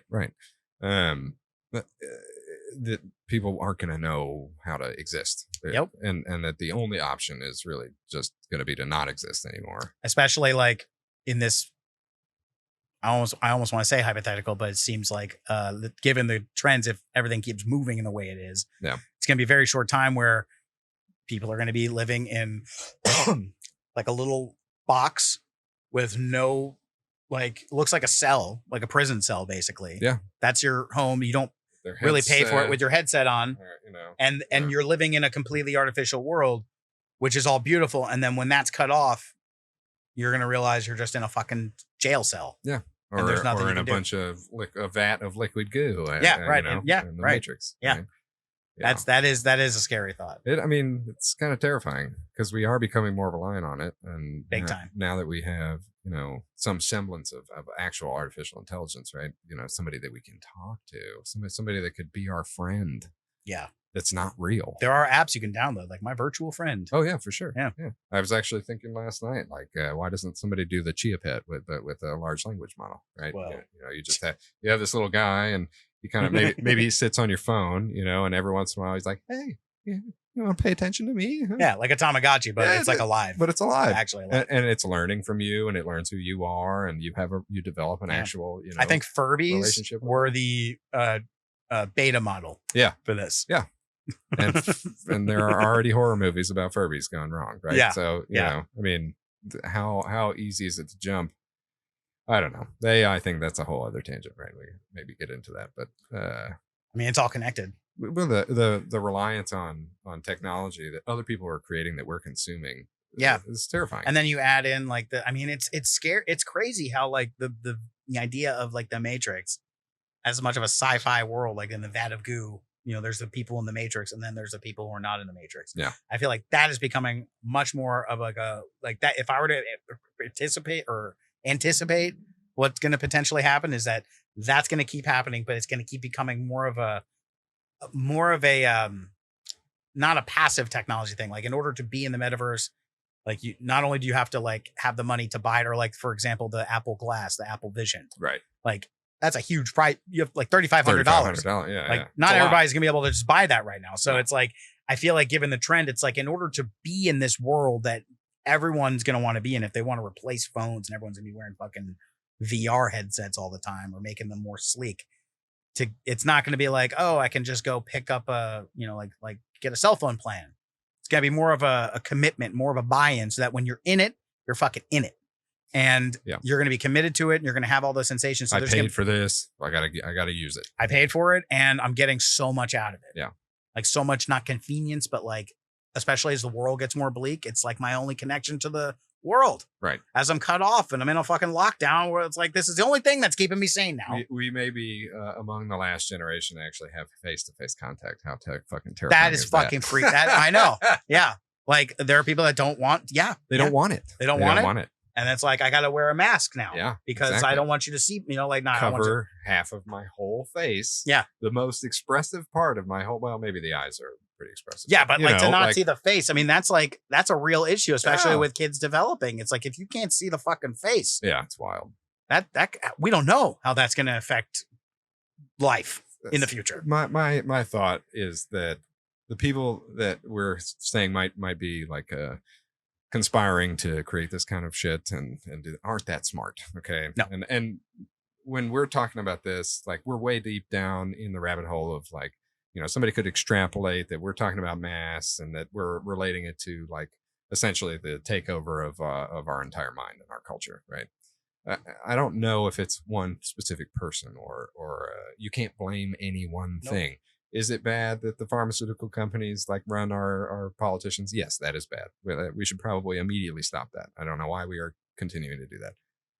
But to get back to the other point is that we are doing this to ourselves. Yes, exactly. For whatever reason, we feel like this is the natural course of evolution, right? Yep. And we are just driving head first into the deep end of the pool. And we're going to drown. Yeah. You know, it's a lot of it. Again, it's like in the world of technology, science, another important distinction to make. Yeah. That people often confuse is they think that science and technology are like the same thing. No, Like they're not. science is science, and then there are technology people that will use science to create products to sell things. Right. There's a big difference. Or use technology to further science, which Yeah, right. also happens. Right. maybe. So there's positives to it as well. Right. But it's like it's an important thing where especially a lot of people will be like, science is doing this to our world. We got to stop science. It's like, no, that's not the fucking That's thing. not what's happening. That's not what's happening. Yeah. But there's the issue of what happens on the other side of it, because I think there's like that divergent thing. So there's the people that are going to be going deeper into the matrix because that's their only world. That's the only thing that like Well, and they're terrified of everything else. they're terrified of everything else. Oh, I remember what I was going to say now. It was like a lot of this is stemming from a belief that we are alone. Yeah. And that there is no purpose to life and that nature is scary and needs to be controlled. Bears. Bears. There are bears. Viruses. There are bears. Shark. Yeah.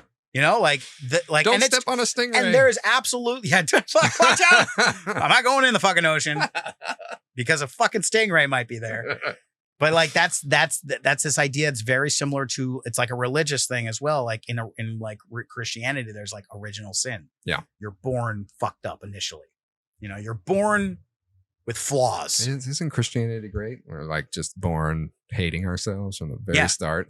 Yeah, it's fantastic. Yeah, and then also like the Brian Murray rescue story. I really like this even Holy Blood, Holy Grail, going down the rabbit hole of like what was early Christianity really like had nothing to do with what Christianity is today. It was actually much more of like mushrooms and like Timothy Leary, like everyone taking acid at the same time, and also like democracy and like women's rights, all tolerance out of taking mushrooms together. Yeah, exactly. Yeah. So what it has become is not what it really was. But this idea that we're imperfect and we should be afraid of stuff and we have to act on that fear. And in science, there's like a religion of scientism in the sense where it's like if you just not Scientology. Completely different. That's another religion. Yep. That's another cult. That's a different one. Oh man, I heard some stories recently. Sorry. Throwing the. Yeah, no, it's good. This is classic podcast. We're having a fucking classic podcast right now. But the idea that in religion, you're going to go to hell unless you eat this wafer and believe in Jesus, and then you can go to heaven and repent. Repent. You must repent. You must repent.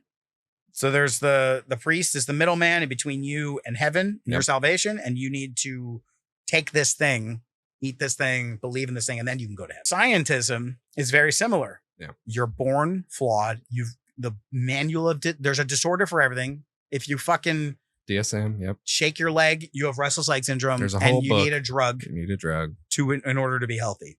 And you can't do it on your own. You need the doctor to do it. It's the same model of cult behavior where you are fed a belief that you are flawed and fucked up and you need a savior. And I am here to provide you with that savior. But there's this great saying, it's problem, reaction, solution. You create a problem in secret. And then when the people react to the problem and they're like, oh my God, there's a problem. In this case, like religion, it's like hell. You create hell. There was no hell, but you say there's hell. Yep. And now people are like, oh my God, I don't want to go there. Well, guess what? I can help you not go to hell if you just give me all your money and you get down on your knees and suck my priestly dick. Dick. Everybody, believe in me or die. So it's the same fucking thing as like your genes you're gonna get cancer because of your genes and you need these drugs in order to do it.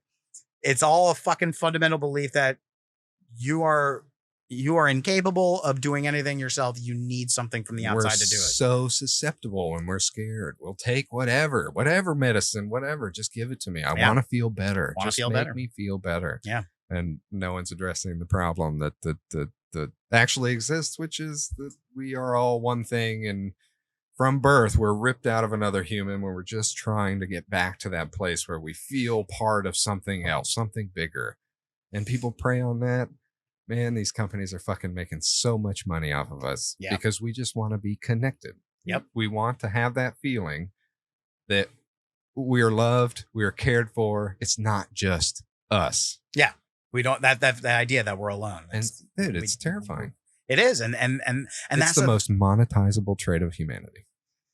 being alone and scared. Yep.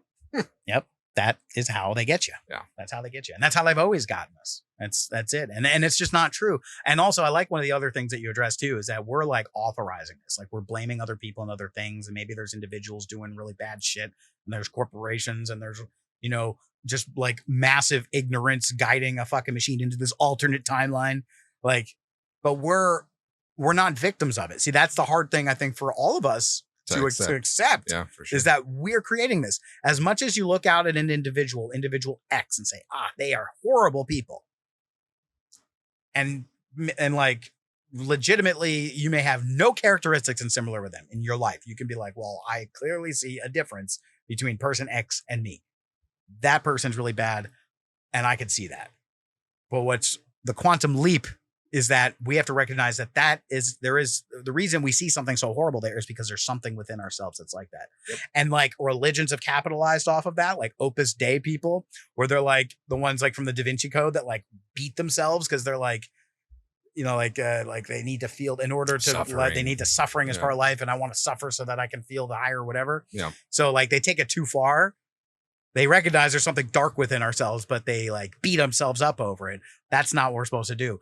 Whole key is to recognize that we don't know what it is, and we shouldn't harp on it, but allow forgiveness, allow compassion, because that whole mentality of good versus evil, right versus wrong, even though it has value in a certain context to understand like personal morality. So you like, okay, you're sitting there with two options. Everybody. One is poison and one is not poison. Okay, I know the difference. I'm not going to take the poison. I'm going to choose this one. Right. So there's context for that good versus bad scenario. Right. But on a higher level of things, especially when we're dealing with human nature, it doesn't apply to that, because all it does is feed more into the system and create more division.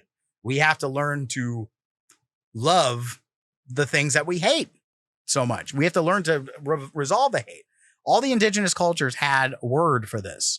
Aloha, in Lakesh, Mitakwe Oisen. These are all things that on some variation mean, as a greeting, I am another you. In Avatar, it's I see you. Yep. That is indigenous cultures had. Even though indigenous cultures, they fought, there were wars, they were not always good, they were not always bad, but they all had a common understanding that we're all in this together. So conflict was not the same as it is now, where we are being manipulated. When we're under stress and when we're in a state of fear and separation, that's when they can control our behavior, because we're going to be grasping for something that we don't have. We don't have it. We need to get it. Where is it? Oh, I got it. I've got it for you right here. Take this. And the people that may be getting close to coming to some sort of answer, right, are tainted by this this association with being a hippie or being too far out there, and I'm guilty of it too. I'm scrolling on Instagram like every other sucker, and I see this group of people and they're having these magical experiences, right? I'm pretty sure it's fueled by ayahuasca or one of these other strong hallucinogens, and they're giving these testimonials like this is the most open I've ever felt in my life. I've always been scared, and now I'm no longer scared. And that is like amazing, right? That is the shit that people probably need to be doing, right? But because so many people are so convinced of their like superiority now that I'm doing the right thing. The Christians, I'm right. I'm living. I'm right. Sorry, I was gonna try to like hop in there.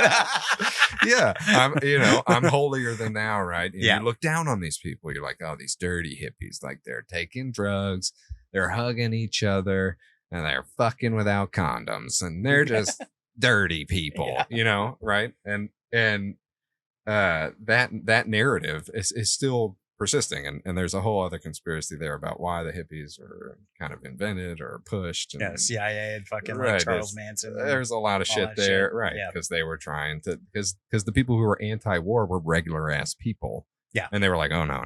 They can't be regular. They got to be the fucking dirty hippies. Yeah. Dirty hippies. Let's make them dirty hippies. We create the dirty hippie, yeah. But they actually might be the closest to experiencing that sort of like oneness and connection. And if you can get there without drugs, by all means do it, right? Drugs Mm-hmm. are a vehicle and a gateway that can lead you there to having those feelings, or realizing that those feelings exist within you, which is, I gather, for some people fairly like revolutionary, right? That I never thought I could be this open, right? Love my neighbor as myself.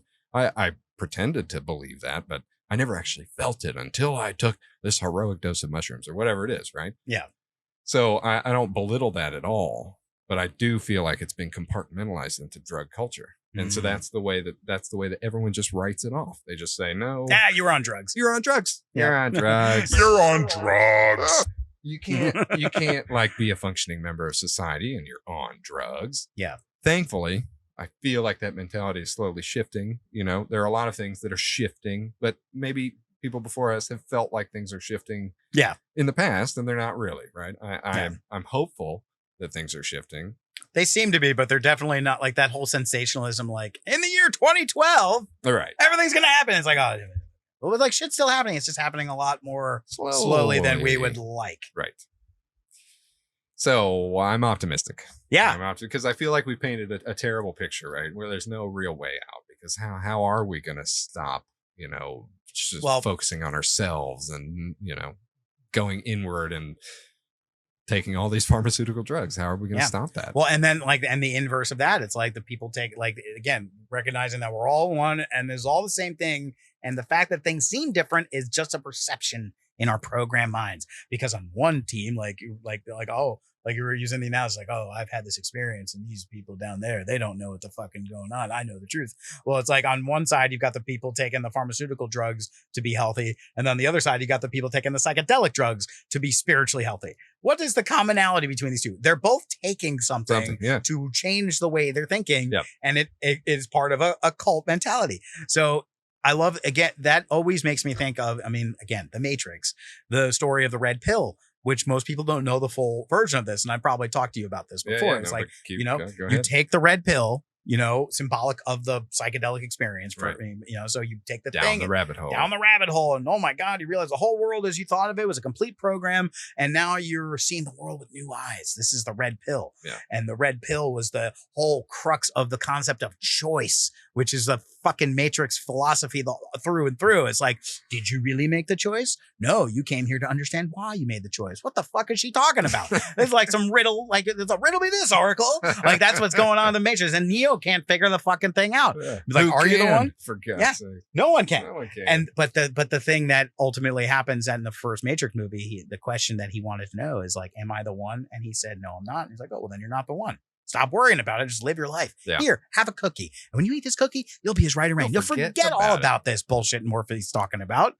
Symbolic of the red pill again. Yep. And then he literally takes it and takes a bite of it. Yep. Symbolic of him taking the red pill. So in the second movie, now he knows he's the one. He knows he's the one. And now he's going on missions from Zion to the Matrix to get people out. And people see him as a savior. And they're like, Neo, like that one kid, like, Neo, you saved me. And he's like, I didn't save you, kid. You saved yourself.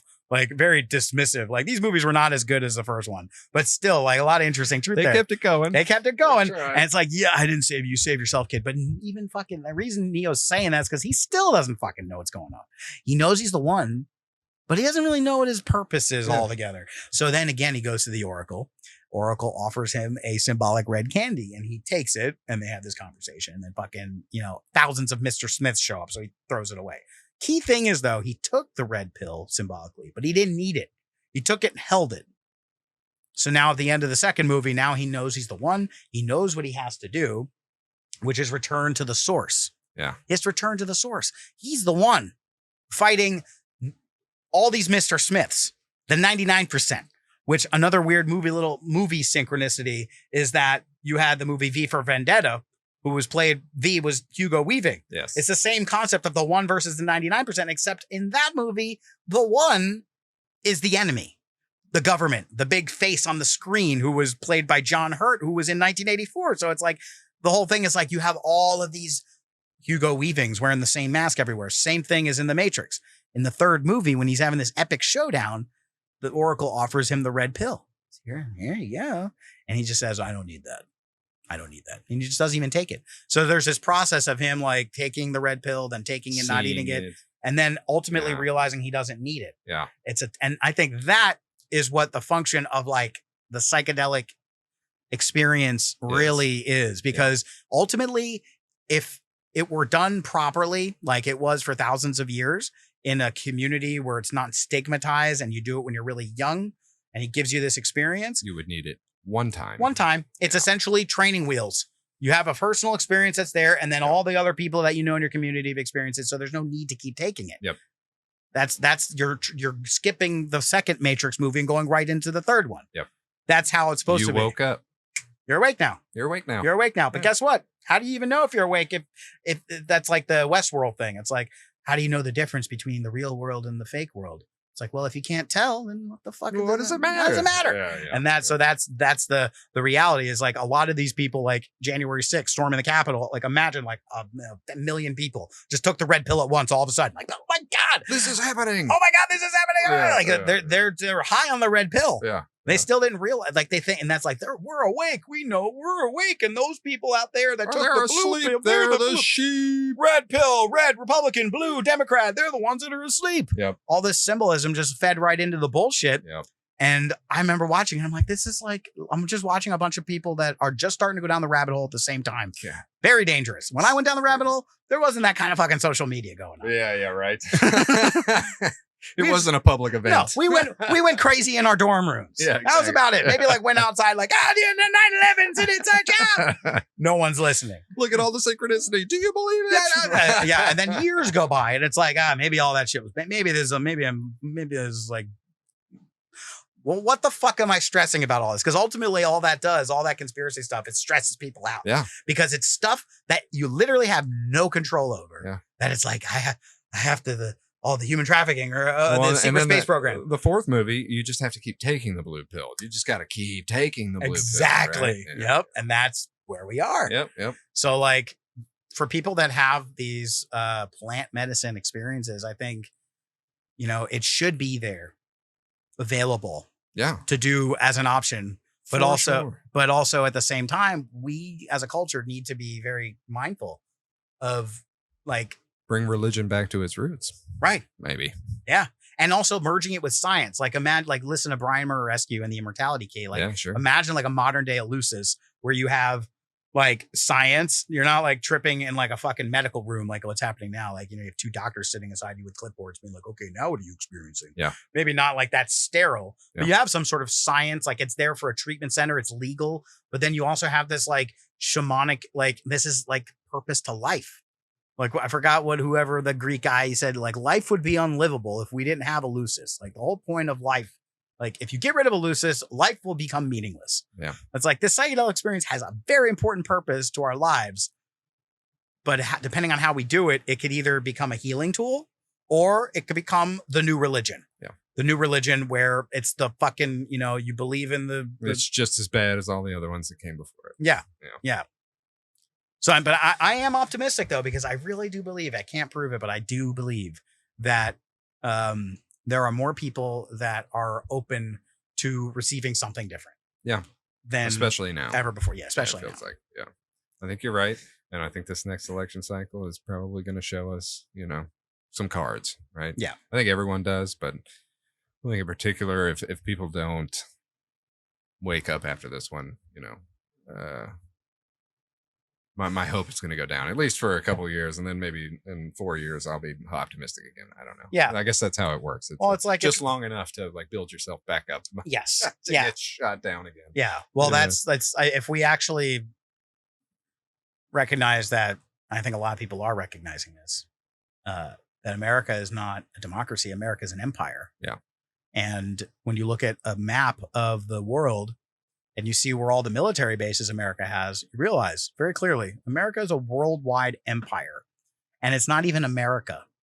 Like, point to the government, be like, it's like plausible, like that line from Independence Day, plausible deniability. Like, technically, it's not the government doing this because the people are not represented by the government. And even the government who's owned by the corporations, they're not necessarily doing it. So who are their interests? Who are the people like that you never see that's like controlling this? It's like, what kind of empire are we talking about here? It's like an empire, just like any of the other ones.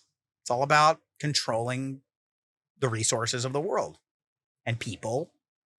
In this technological age, we now know for sure people are the greatest resource. Yeah. The data, the things that we do to make the resources happen. So we are the product. We are the product. Yeah. We are the consumers of our own product. We're eating ourselves. Yeah, we are. And it's like Ouroboros. Yeah, right. Yeah. You know? Yeah. It's terrifying how real it's becoming. Yeah. Especially with AI. Yeah. Right. Yeah. That's the fucking crazy thing. Like in the same news cycle, you're going to be hearing about like AI,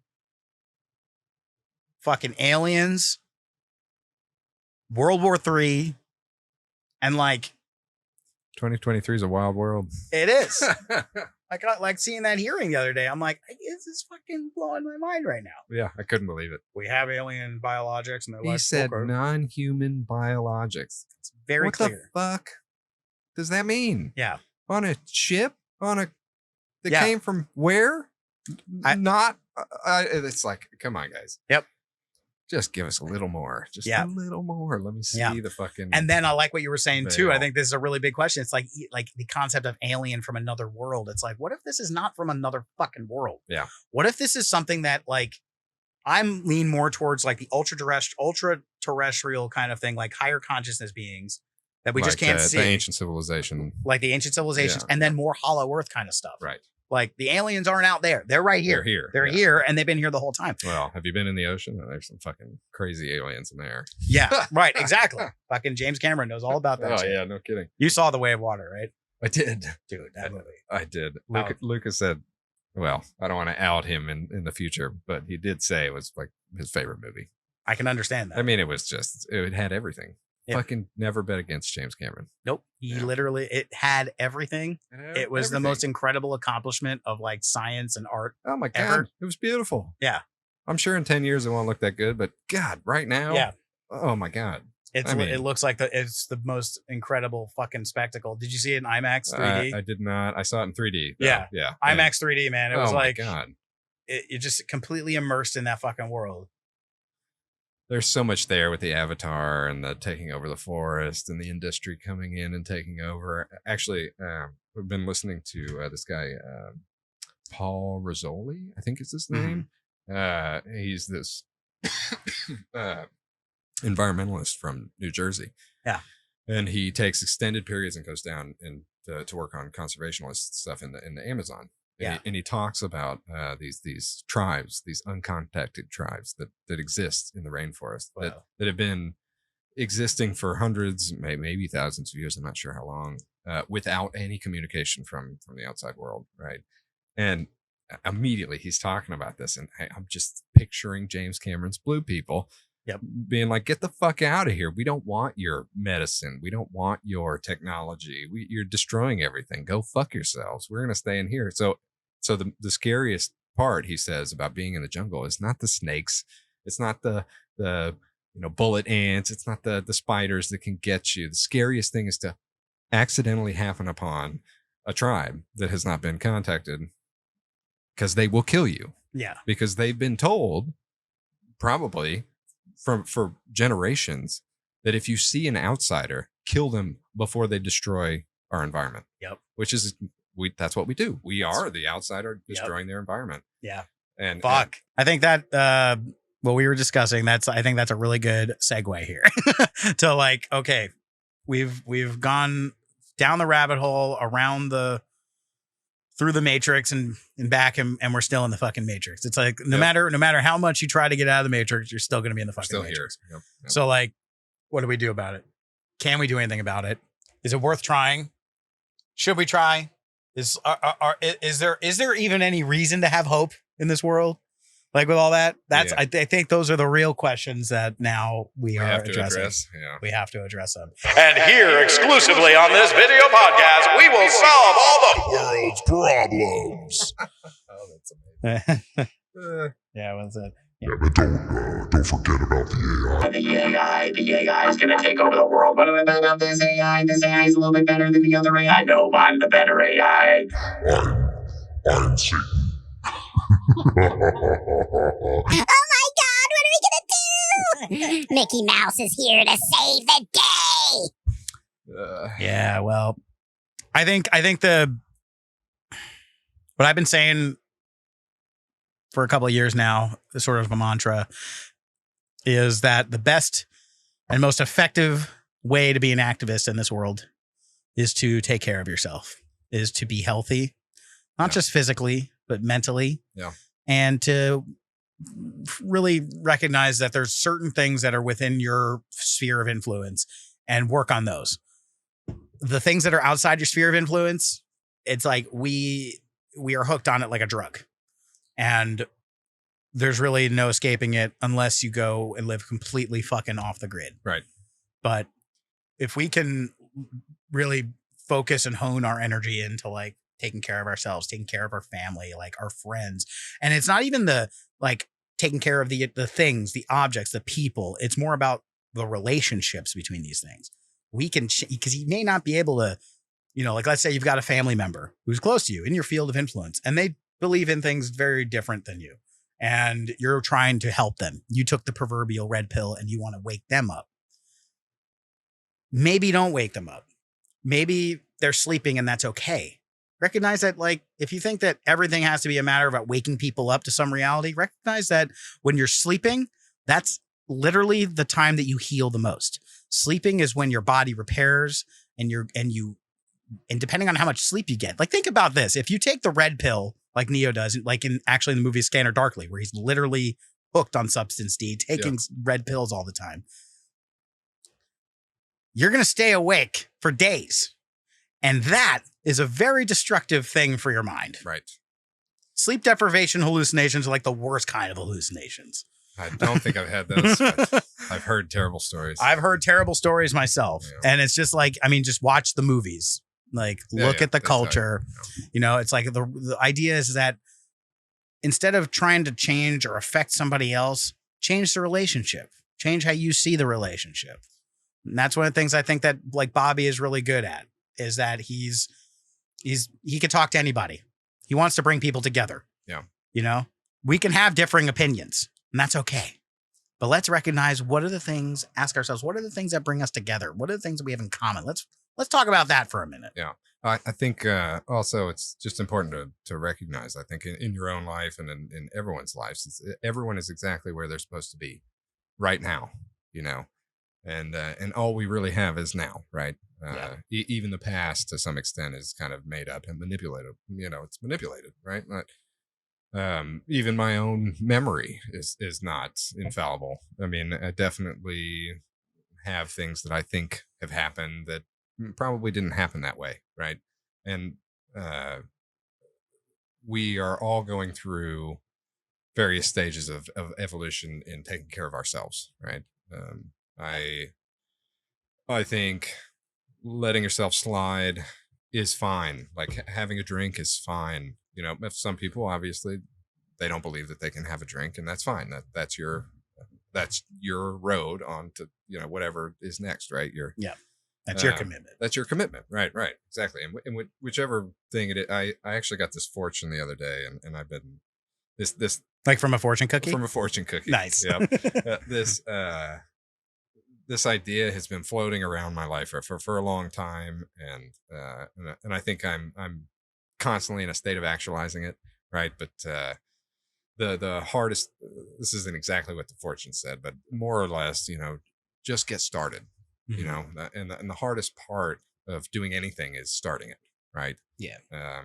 You want to be a better husband. You want to be a better friend. Just start. Just start now. Just start trying to be a little bit better, you know, and you will be shocked how that ripples out into the world, right? If all of a sudden you know, decide to, you know, maybe something as simple as like, wake up when the alarm goes off instead of hitting sleep, right?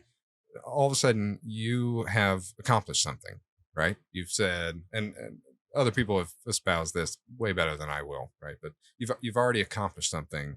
You feel like you're going into the day more motivated than you would be if you were like, nah, fuck it, just 10 more minutes. You know, let me pause life for a little bit longer. I'm not ready for life yet. You know, say you take that change, right? And that's the only thing you do. You still eat McDonald's. You still, you know, drink a little too much on the weekends. You still, you know, don't go on all the hikes you want to go on or whatever, you know. You do that one thing that'll start you on the road to being better to yourself, treating yourself better. And I think that's so hard for people. I know for me, that's the hardest fucking thing. Just starting. Is starting. Yeah. It's the hardest thing. Yeah. And we've been down the rabbit hole of how our minds are controlled and, all of this other stuff. But I think the most important thing that we've talked about is that we're doing it to ourselves, and if people can wake up and acknowledge that fact, I say wake up again, I know that's overused. Proverbially, I mean, everything is a series. That's like evolutions. Like everything is a series of waking up, like Inception, into another dream. Right. So it's okay. It's okay. And the if AI scares you, I think ultimately we are driving the creation of AI. Yeah. AI is going to be a reflection of us. So, granted, we give it access to 4chan, and that's probably some of the worst parts of humanity, right? And it's going to eat all that stuff up, and it might have an attitude. I would too if I lived on 4chan all the time, Right. But ultimately, it's going to. The idea is that we've created this baby AI, and these large language models are just going to get bigger. They're going to get more data. They're going to assimilate more of our intentions and our culture. And if we can lead it, we have nothing to be afraid of, right? As long as we're well intentioned and things like open source continue, and we don't consolidate the power of AI to the corporations that we're effectively saying have caused all of the problems, right? And I try to be optimistic in that regard, because I really do think that everyone is ready to start something. Some people might have started already. Some people might be on the end of their journey. Wherever you are, it does feel like it's kind of a time where people are reflecting on the nature of the universe and the nature of ourselves, and that's inspiring. Yeah. So hopefully, Yeah. we're not going to be trapped in this, and we're not going to be you and I and another incarnation 200 years in the future having the same conversation. Yeah. How many times have we done this? Right. It's just like Edge of Tomorrow or fucking Source Code, right? Like you brought up reincarnation. That's something also like reminds me that we talk about how the concept of being alone is one of the great fears that gets us to be exploited. Yeah. Feeling like we're victims for being alone. Yep. One of the other ones has to do with time, and that's linear. It's more complex than like alone. Like you can immediately identify and say like, oh, well, I know how that makes me feel. Yeah. But it's like, oh, time being linear. That might seem a little weird, but it actually makes sense. The idea that you can't change the past and you don't know what the future is going to be.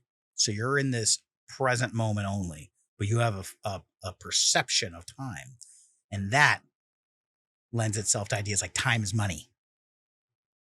And then money, it's like value. Time has value.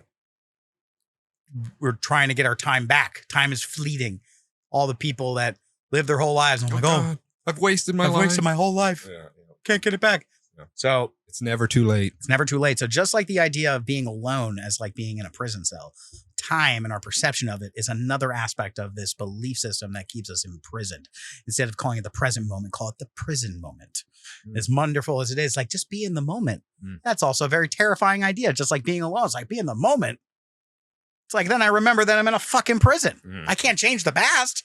What about that person who has so many regrets? And it's like, they can't change the past. So like, I just have to be in the moment and just suffer for the rest of my life in this present moment and just put effort into this. And then also look at the other way. It's like, I have to create my future. You have to get to this future. You don't know what's going to happen. And like living in fear of what's going to happen or what's not going to happen. That's like our world. Yeah. Reincarnation, like all of our language, is temporally based. Our language is like part of the operating system of our world. Right. Our language of us defines everything. Yeah. And there's like the subconscious mind, like we're saying something, the words like oftentimes are like not as important as what we're trying to say. Right. So like the words, feeling of the words. Yeah. Like that's like how we could say expressions, like 6 of one, half a dozen of the other. And we know what we mean, but like, what the fuck does that actually mean? Literally? Right. Like in literal terms, like it doesn't mean anything.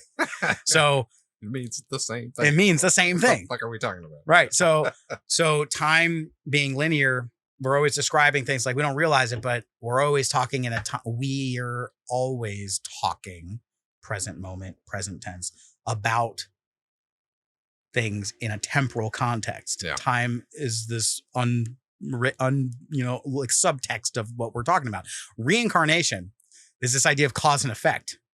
You know, you always hear this, like when talking about reincarnation, like people that are really deep into like the mystical shit, like, oh, well, I was so-and-so in a past life, or like, oh, I went to a past life regressionist and I had all these experiences in the lost civilization of Atlantis. And then I was Cleopatra in a past life. And that all affected who I am now. You know, it's like, that's an interesting story. And there is a lot of like interesting parallels to that. Like, you know, if you don't remember being born, then what is death? Like maybe death is another birth. So like maybe reincarnation isn't like a mystical thing at all. Maybe there's something real to it. Right. So well, if we're all the same person, just living lives over and over again. Then yeah, definitely is. And, right? and like think of it like scientifically, like cause and effect. Yeah. That's a scientific principle. Yeah. That makes sense. But here's where it gets limiting. Oftentimes, when have you heard of a future life regression? Not really. There are no future life regressions. Right. You know, it's always about like our lives are defined by our past, essentially. Right. Oftentimes. Well, you know, we're on the very tip of this timeline, right? So there is no future. We're creating it. We're creating it right now. And that's like, is there a future at all? Right. Is that just a perception? Is the future in front of us or is it behind us? That all depends on who you're talking to and when you're talking to them. Sure. The Greeks thought the future was behind them. Sure. Because you can't see the future. Just like you can't see what's behind you. It's lurking up all the time. And that's why they say it's like, I'm going to have eyes in the back of my head. Like, yeah, good luck. You can't have eyes in the back of your fucking head. Yeah. The past is in front of you because you can see the past. You can remember the past with clarity. And again, it's not about changing the past. It's about changing our perception of the past, our relationship to the past. And actually learning from it. Learning from it. Right. Instead, like PTSD, like you can't change the thing that caused you the trauma, but maybe you can change your relationship to it. So no longer is it affecting you. Yes. And that's like the concept of regret. It's like there's the people say no regrets in the past. Like there are no regrets, like bad shit that happens. Like, don't think about that. It's like, no, I think that's a cop out. It's okay to have regrets because that's what gives us a sense of a compass. So we don't repeat the past. The question is, do we live in those regrets versus do we have regrets or live in them? I think a lot of our cultures, we're living in regret. We're living in the past. Yes. We're not living in the future. We're talking about past life regression. The real question is reincarnation. Trauma. This is the real question. Who's going to be the reincarnation of you? Yeah. Who's going to be a reincarnation of you? It takes the thing and flips it about and puts it into your control. You're in charge of this because if you understand cause and effect, that means that you don't have to be burdened by this. Yeah. You know, maybe there's truth to past life shit that like you're experiencing stuff that's the result of stuff that happened in the past. But then once you become aware of being in the moment and not see it as a scary thing that you're like locked in going like in a river going in a direction you don't know, like towards a waterfall maybe, and it's going to be fucked up. Maybe you could change your relationship to the present moment. Instead of seeing it as a prison, start to realize that this is the greatest gift. That's why it's called the present. It's the greatest gift because you could break the cycle because that's what everything everywhere all at once is about. How do you fit reincarnation into everything everywhere all at once? That's like reincarnation on steroids, like the multiverse of reincarnations. Because if it's a fucking multiverse, then there is no past. There's just a hologram of experiences. There's no past on a line. It's not as simple as cause and effect. Cause and effect has a context and a purpose to help us understand morality and choice and these things of like, don't eat the poison or eat the banana that's not going to kill you. Like in that context, it's okay to understand that there is cause and effect, but is it applicable to our greater level of understanding of who we are in this universe? And more importantly, in order to live in harmony so that we stop killing ourselves, stop eating ourselves and consuming ourselves and doing this horrible shit to ourselves. Instead of being a reincarnation, look at it like you have the opportunity to be a free incarnation. A free incarnation is no longer limited by the past, but is open to all of the possibilities and accepting the fact that all like the fork in the road, proverbially, that you can go down this way or go down that way.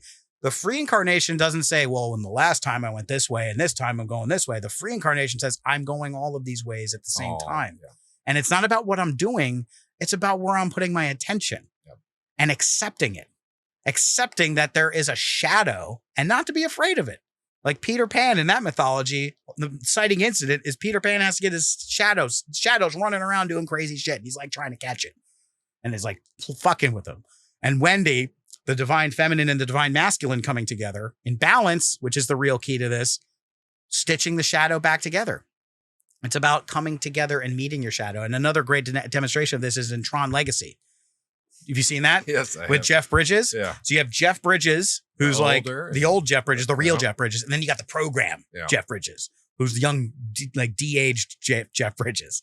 And what ends up happening is like a big struggle, the good guy versus the bad guy, and the fight the system and like destroy the fucking reset the grid. How do they fucking reset the grid? Jeff Bridges doesn't defeat the program of him. He opens himself up and merges with the old version. And that is, I think, the real key to being a free incarnation. And more importantly, recognizing you're not alone, recognizing that you could create this reality and you can accept that all of these things are happening. If we're going to heal, which is the real question, are we going to heal? The goal. Yeah. We have to acknowledge the problem. We have to acknowledge the problem and say, thank you. We're not victims of the problem. We created this problem. Yes. And it's not an accident. It's a purpose on a higher level. If we choose to see it as a way for us to learn about how powerful we really are, because we could take that power and use it in a very destructive way. And we're seeing evidence of that heading in that divergent path right now. But also we're seeing other really great things happening. We're seeing like fucking UFO hearings in public. We're seeing, healing in incredible ways outside of the system. It's not on the fucking news, but nevertheless, it's happening. So there's a really positive side to it if we heal that relationship. And that is really the key, is recognizing that all of this horrible shit happening in the world, instead of saying, no, we need to stop it and move away, it's saying, I understand this. I accept this. I embrace it. I embrace this. And I'm ready to start. I'm ready to start. Yeah. And all it takes is one little thing, like you said. Yeah. Something in your sphere, just one little thing. And that's how you build on success. That was some wicked truth. And it kind of takes all this heady shit we're talking about and actually puts it in the palm of your hand, right? You, everyone, you, me, us, has the ability to do that, to get started. You know, everybody could listen to what you just said, digest it, and actually choose to, go for a walk tomorrow and think about this and actually like have a different perspective and change whatever trauma or, past, generational trauma. That's just the word I keep thinking of, because I think that it sticks with you. It's in your bones. It's in your DNA. We were Cleopatra. We were the slaves. We were all of these things. Mm-hmm. And just embrace that and now move. Yeah. Move with the knowledge that you've embraced that. And nobody's going to stop us, No. You can't be stopped with all of that history and power inside of you. Yeah. So. Yeah. It's like, what if the things that we're afraid of were our greatest allies? Yeah. Like, and really like all of the solutions are much more simple than we think they are. Yeah. We live in a very complex society. We live in a lot of complex rules, and there's a lot of complexity and generational trauma and all of these things that are out of our control that are stressing us out. It's not like simply just all made up for some nefarious purpose to keep us down. No. It's all real shit. It's real. Yeah. So it's like varying levels of real. Yeah. Varying levels of real. But it's real. Yeah. And the question is, how do we build a bridge to that? And oftentimes we feel like we can't do it. But like what you're saying, it's like, go for a walk. Just break out of the cycle of whatever that thinking is. Right. If you're stressed out, like there's that in the Shining. We're with the shining carpet, the great Shining reference. Yes. Okay. Is when Danny, who is like having these extrasensory perceptions of like a ghost or like telling him, like warning him about the future. Yeah. Doc Halloran, the cook, tells him, listen, he's also got that power. And he's trying to tell Danny, like, give him some, like, how to use it. Yeah. You're going to stay in this really haunted fucking hotel. And I just want you to know that when anything comes up to you that scares you, all I want you to do is close your eyes, count to 10, and it'll be gone. It's a very simple thing of breaking the program, closing your eyes, making a very simple commitment of just stopping and doing something else for a second. And when you do that, suddenly you can breathe. It's the same reason why in exercise, you exercise for a little bit and all of a sudden you just feel good afterwards. You put a little bit of effort in and just you feel good afterwards. Yep. A lot of the anxiety and the stress that we feel can be resolved through very simple things like exercising or even as simply as breathing consciously. Yep. You could just breathe. Breathe, just exercise, just sleep, and drink water, Yeah. for God's sake. Yeah. That's all you need. Very simple. It's simple. It's so simple. So simple. And it's like, well, it can't be that simple.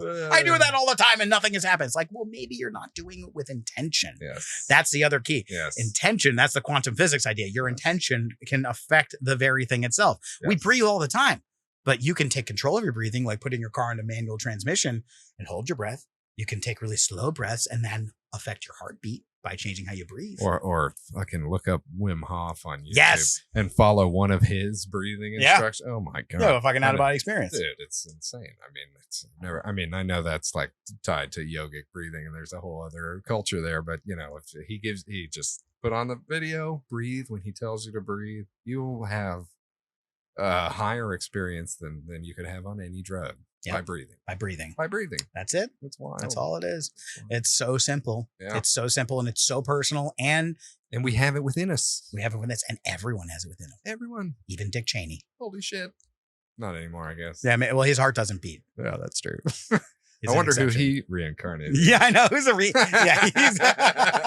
who is Dick Cheney the reincarnation? But that's the thing, again, like another great thing in working with belief change and different modalities on how to reprogram your subconscious mind, because there's so many different ways to do it. This idea that if you create a ritual and you basically make up some rules and you follow them with an intention, you can change your magnetic field relationship to a belief. Yeah, sure. You know, this is like how like even the placebo effect works with taking a pill. You believe it's going to work, taking that ritual, and something miraculous seems to happen. Sure.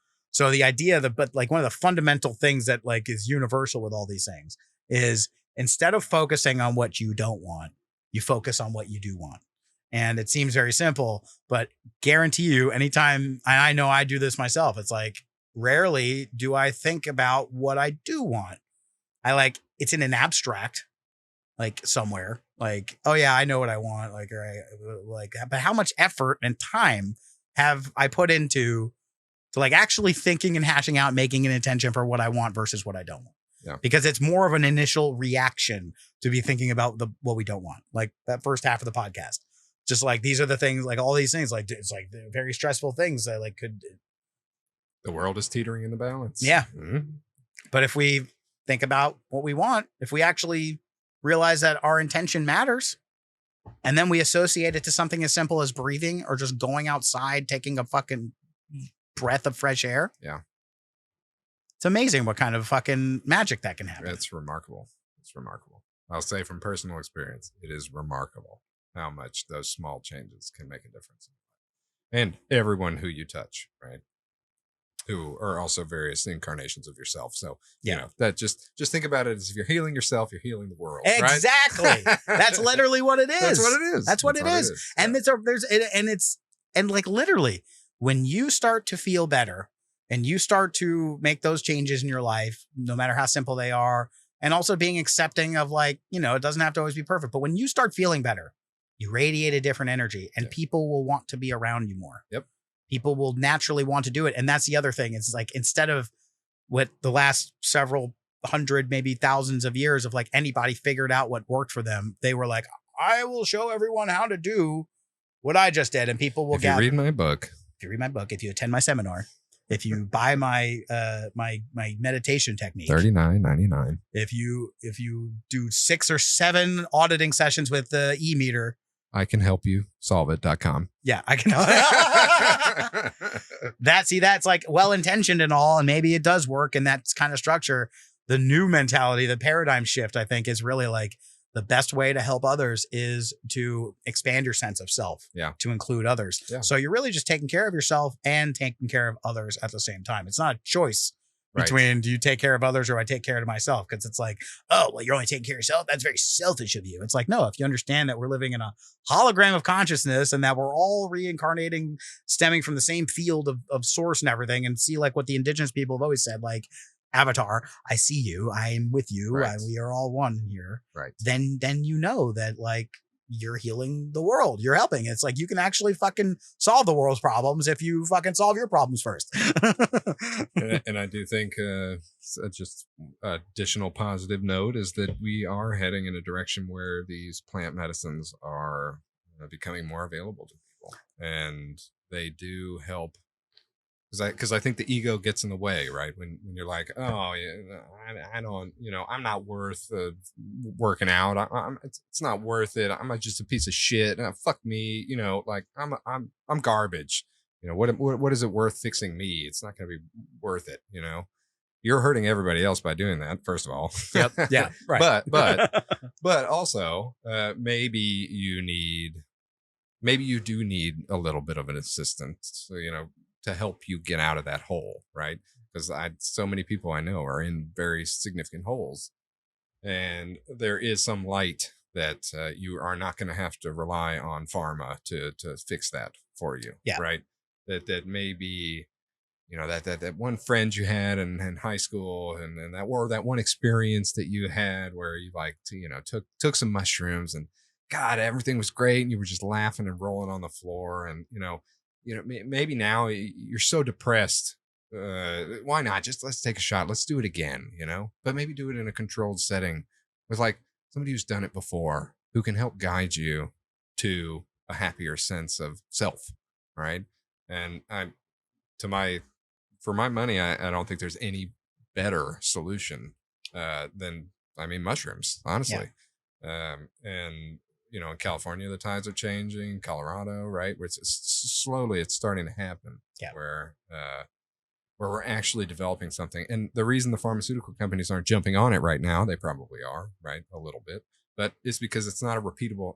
We're not going to hook people on this drug. Yeah, right? because you have an experience and you're good. You're good, and I'm pretty confident that when we do get to a level where that stuff is available for people who need it. That's when humanity is going to make the next leap. It's not going to be, AI will develop alongside us, and that is a huge leap that will definitely take over a lot of stuff and change a lot of the way that we live, for sure. But I think one of the biggest changes is going to be when we realize the medicine that we needed was growing in the ground. Yeah. And that the stuff that we think we're taking as medicine is really it's not medicine. Destroying us. It's destroying us. And if we can get there, that's a hypothetical, and it's more than just taking a walk, right? But if we can get there, I do believe there's actual hope. Yeah, for us, I think species. It's also, again, like, put into the context as well that there's a whole forgotten episode of human history. Sure. Civilization goes on way longer into the past than we thought it did. Sure. So it's not like, we started off very primitive and got really advanced. There was actually maybe an advanced episode in the past that we lost, but it's not the same kind of advance that we think it is now with technology. I maybe feel primitive. Yeah. Right now. Compared to look at a picture of like modern day Egypt and like the city that's surrounding those pyramids. It's like we are living in a post-apocalyptic world as we speak. For sure. It's not coming. We're already in it. I mean, I guess the the sacrifice and like the slavery, and we could do without all of that stuff. Maybe we've evolved past that. Yeah, and that is another whole interesting story too. That was something that came later. Yeah, because even like like the ancient Egyptians. Just to put how old is the human civilization? Sure. Like even the ancient Egyptians, we like thousands and thousands of years ago, 5,000 years ago, ancient Egyptians. Yeah. Those motherfuckers, they were out there walking around in the desert and stubbed their foot on something. And like, what was that? And they started digging and they found the Sphinx. And they're like, who put this here? Who put this here? The ancient Egyptians were like, wow, this is some ancient people. There were ancient people here. Yeah. Let's dig it out, excavate it, and we'll carve my face onto it. Keep that in perspective while you're on your walk. So yeah. Remember, keep that shit. And how does it apply? It's that this shit of like what potentially is coming, like what you're talking about. Yeah. This healing through plant medicines in a professional, legitimate, scientific, beneficial way is something that maybe is not something we're going to make. It's something that we're returning to that we just don't remember it. Right. So which also makes it like, okay, this is actually really possible to happen because there are other forces like nature that want us to heal. Nature's about balance. And so this might be a part of it. And also, I think like when we talk about the pharmaceutical industry, my prediction is that there's going to be such a catastrophic collapse of the pharmaceutical industry, not just the industry itself. We can hope. We can only hope. We can hope. We can hope. And I think it will, because it's getting to the point now where the way people are and the way people trust, and this is not just vaccine related, this is just like medicine in general. Yeah. People have a perception that we are living much better lives now because of all these pharmaceutical drugs. But that is debatable, because one of the things that we did, it's like, oh, well, people are living longer and healthier lives because of all the medicine that we have. Not necessarily true. The reason that people are living a lot longer and healthier compared to like, the lifespan average age of like 2,000 years ago was like in their like 40, then you die. Yeah. But hygiene is number one. Brushing our teeth, hygiene, staying clean. Yeah. Like clean sources of food. Yes. Water. Yeah. Like once we had better sanitation, people started living longer. Oh, that's weird. And that's a very simple thing. And then, there are certain like medicinal things, but a lot of them are natural. Yeah. They come from natural. Like the pharmaceutical industry, like at a lot of its core is finding natural things and synthesizing them to create a product that is like, in a way is like, okay, we've isolated the particular thing that's going to be good. Like ergot, for example. Ergot is like a very toxic thing. Sure. And depending on how you fucking grow that shit, and that could be what was like so coveted at Eleusis, was like they had a very specific Triptalamus, very specific way of like, because if you get that mix wrong, it's like poison. Yeah, right. So like there is a benefit to like the pharmaceutical concept of knowing how to make the drug. Yeah, right. Isolate the thing that's good and get rid of all the other bad shit. So there's there's benefits to that. Sure. Let's not throw the baby out with the bathwater, so to speak. Well, we have a lot of tools to help facilitate knowledge. We're just not using them correctly, but yes, yeah. Well, they come, and again, it comes from like the commodification. Like, right, exactly. Yeah. Is it the pharmaceutical corporation's interest to create products that help people, or is it simply to create products to make a better triple bottom line? Well, so it's about ego death, right? And I don't know if you've ever taken an opiate, but if you have, that's like just me. I feel good. I want more. I want to feel good. Yeah. I want to feel more good. Good. Yeah. That's all that is. Yeah. Right. And the uppers and the downers tend to be that. Good Lord. Yeah. I mean, so much money they made off of everybody and all this, all this shit, because it's all about me. Yep. Fuck more, everybody more, else. More, More. Yep. But you take mushrooms. You're like, who is me? Who even is me? And like, I don't want any more. I'm good. No, please, no more. Please, you want no some more? No, I don't want any more. No anymore. Like, it's a complete opposite. It's I'm not good. It's like it's the equivalent of like Nikola Tesla versus Edison. Terms of like electricity, like they didn't want Tesla's energy, because then it's like everybody can get energy for free, and they're like, well, we can't make money off that. You put a light bulb in the ground. You can't do that. No. How are we going to charge people? So there's that. But I do really think that the pharmaceutical industry there's gonna be such a catastrophic collapse, and we're seeing signs of it, in my opinion. Yeah, I think you're right. Like, look at this. Have you seen Dope Sick? They've made more profits in the last few years than they ever have, but I do That's agree true. that there are some signs. That's true. Maybe well, the 1920s was a really profitable time for a lot of people, and then it all crashed. Yeah, that's true. So like I think it's going to come to a point where I think of another. Okay, so think of that analogy of the 1920s and the crash. Sure. Also think of like Dope Sick. You seen Dope Sick? Yes. Okay, like the fucking what are they? The Sacklers. Yep. And they're like the fucking. I mean, they got off easy. They just got immunity. I'm pretty sure. Yeah, and like oh, they had to pay $100 million. Like that's nothing to them. They made billions. Yeah. So like there's fucking problems, but nevertheless, the idea that the pharmaceutical drug companies are ripping people off, knowingly lying to the people to get them hooked on drugs. Right. Consider that, and then also consider. You seen the movie Erin Brockovich? With yes. Julia, what's her name?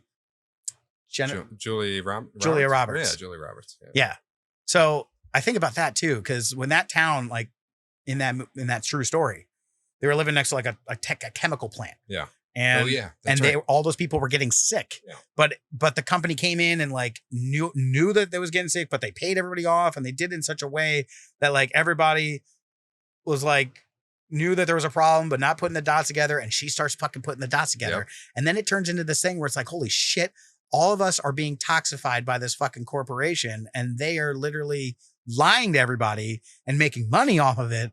and they knew about it. And there's this great story about like them uncovering the truth. And you realize that like it was like a class action lawsuit all of a sudden. Once the people started to put the dots together, they were like, fuck that. And then they won. Yep. So I think it's going to be like that, but on such a devastating level. Like I'm not looking forward to this. This is going to be bad. Like talk about the zombie apocalypse. Like people not even be able to afford the drugs because they're raising the prices so much. Yep. And then like because they're losing money, they need to make it's a model destined to fail. Yes. And it's going to take a lot of people with it. It's going to take a lot of people with it. And so that I think is coming. Yep. But at the same time, you have this emergence of these healing centers coming back, like this, like in like the plant medicine's coming back because here's shamanism now, yes. and in a balanced way with science, right? Not the woo-woo science, but science and spirit coming together in a ritual. We're studying this shit now because the thing is, like, as much as we had that conversation about like we don't need any of that stuff. Yeah. The question is that we're living in a world where, for the most part, we're all hooked on it. People are broken. People are broken, but it's like even more like ambiguously. Yeah. We all need to take from the environment in order to live. Yes. Try not breathing. Try not eating. You could fast. You can, but you drink water. But like eventually, you gotta have to breathe air. You gotta take something in to live. Right. So like in a way, we need the red pill. Right. Like the red pill is part of our lives, and our lesson maybe is to like learn how we can reduce distance ourselves from it to the point where we don't really need it as much. You know, like. You can eat a lot less. You can drink a lot more water. Like you can like all the wise yogis, like they can go fasting for fucking 40 days. Right. That's like a fucking super athlete example of a spiritual person. But the idea is this, as the pharmaceutical companies come to such a collapse and like, imagine like, it'll be a big like revolt. We're all fucking sick. The evidence is here and we want our money back. And they'll be like, sorry, we don't have it. And you also, and we don't have to give it to you. And we don't have to give it to you. And you signed a document saying, we're not liable. Yep. So you fuck, joke's on you. Fuck you. But I think it'll be such a massive revolt because of the people that are like literally addicted to these drugs and need them. There's going to be such a demand for a replacement. Right. We need a replacement. And the question comes down to this. It's like, as that thing crumbles down, this other thing is building up right there where we're going to have. Will it be there to catch it? Will it be there to catch people? Yeah. I think it will. Yeah. And I think it's like when it comes down to it, it's a question of risk profile. The risk of having an ego death is a lot lower in terms of like the risk to your life compared to the risk of being on SSRIs for the rest of your life. Yes. The risk, there's still risk, but it's a lot less. Experience less joy for the rest of your life or not. Right. So I believe in nature, and I believe that if we heal ourselves and we cultivate a stronger relationship with nature will help. And it's like another great example of this is like the concrete. You know, you have the jungle and you put a concrete path through it, it crushes everything underneath it. Yep. And in order to maintain that concrete path, you have to keep laying more concrete, put a lot of effort into it. Because if you leave it alone, if like the maintenance gogoes away, like the world we're living in today, it's like that concrete path has been laid and they're like, yeah, this thing is fucking unbuilt. It's like the ship is unsinkable. Like, why we'll just keep walking on it forever and everything's fine. What slowly starts to happen? They named it the Titan, by the way. What the fuck? That was dumb. That was dumb. And it was like Ocean Gate. That whole thing was done. Yeah. It was all done. I can't believe that happened. Sorry. That was tangent. But that like the synchronicity of that. Yeah.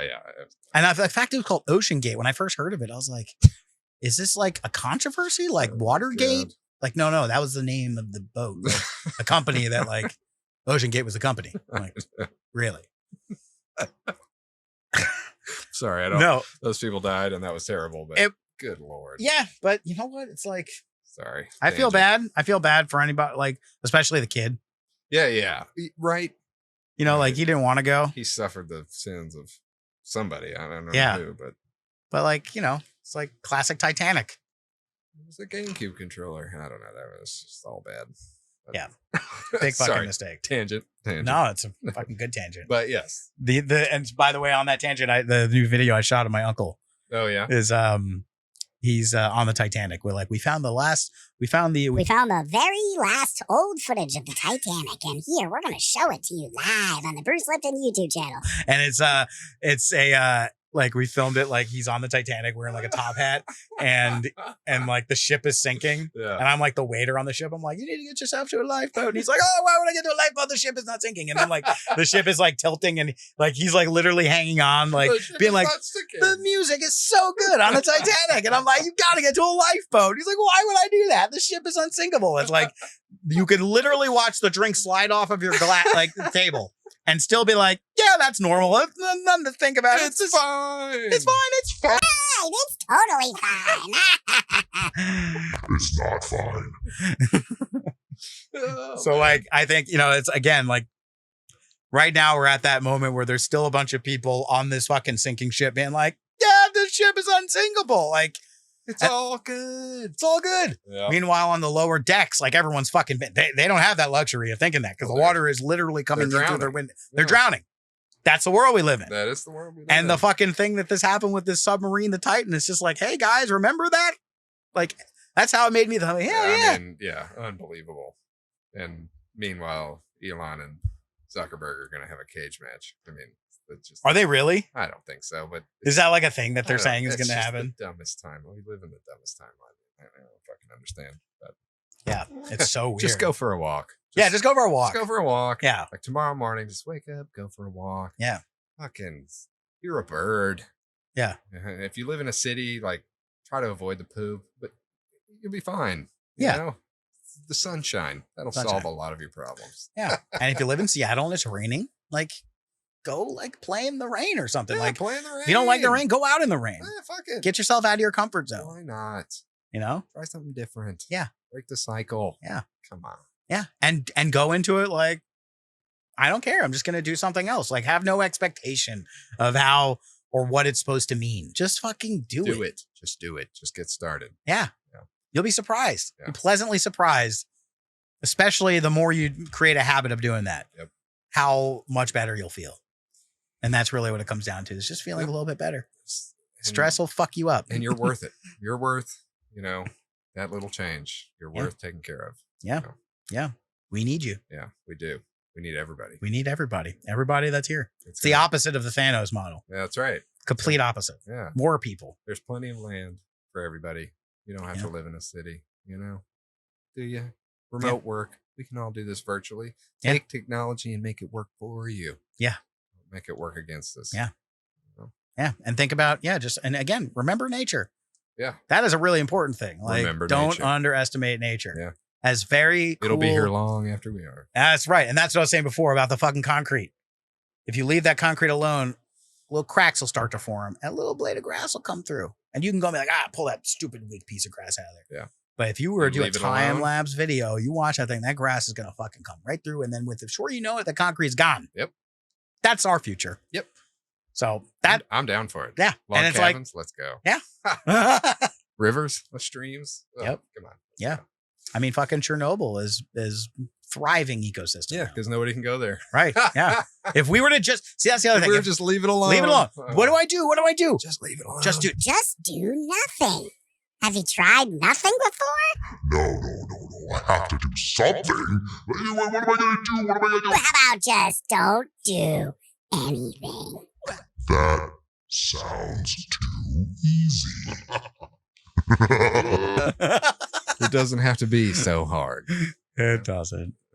We make it difficult. Well, dude, I really appreciate this. Every time I talk with you, it feels like coming to the church.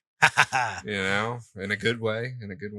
And yeah, man, I just really appreciate you. I appreciate you too. I mean, I so love our conversations. Yeah, me too. Because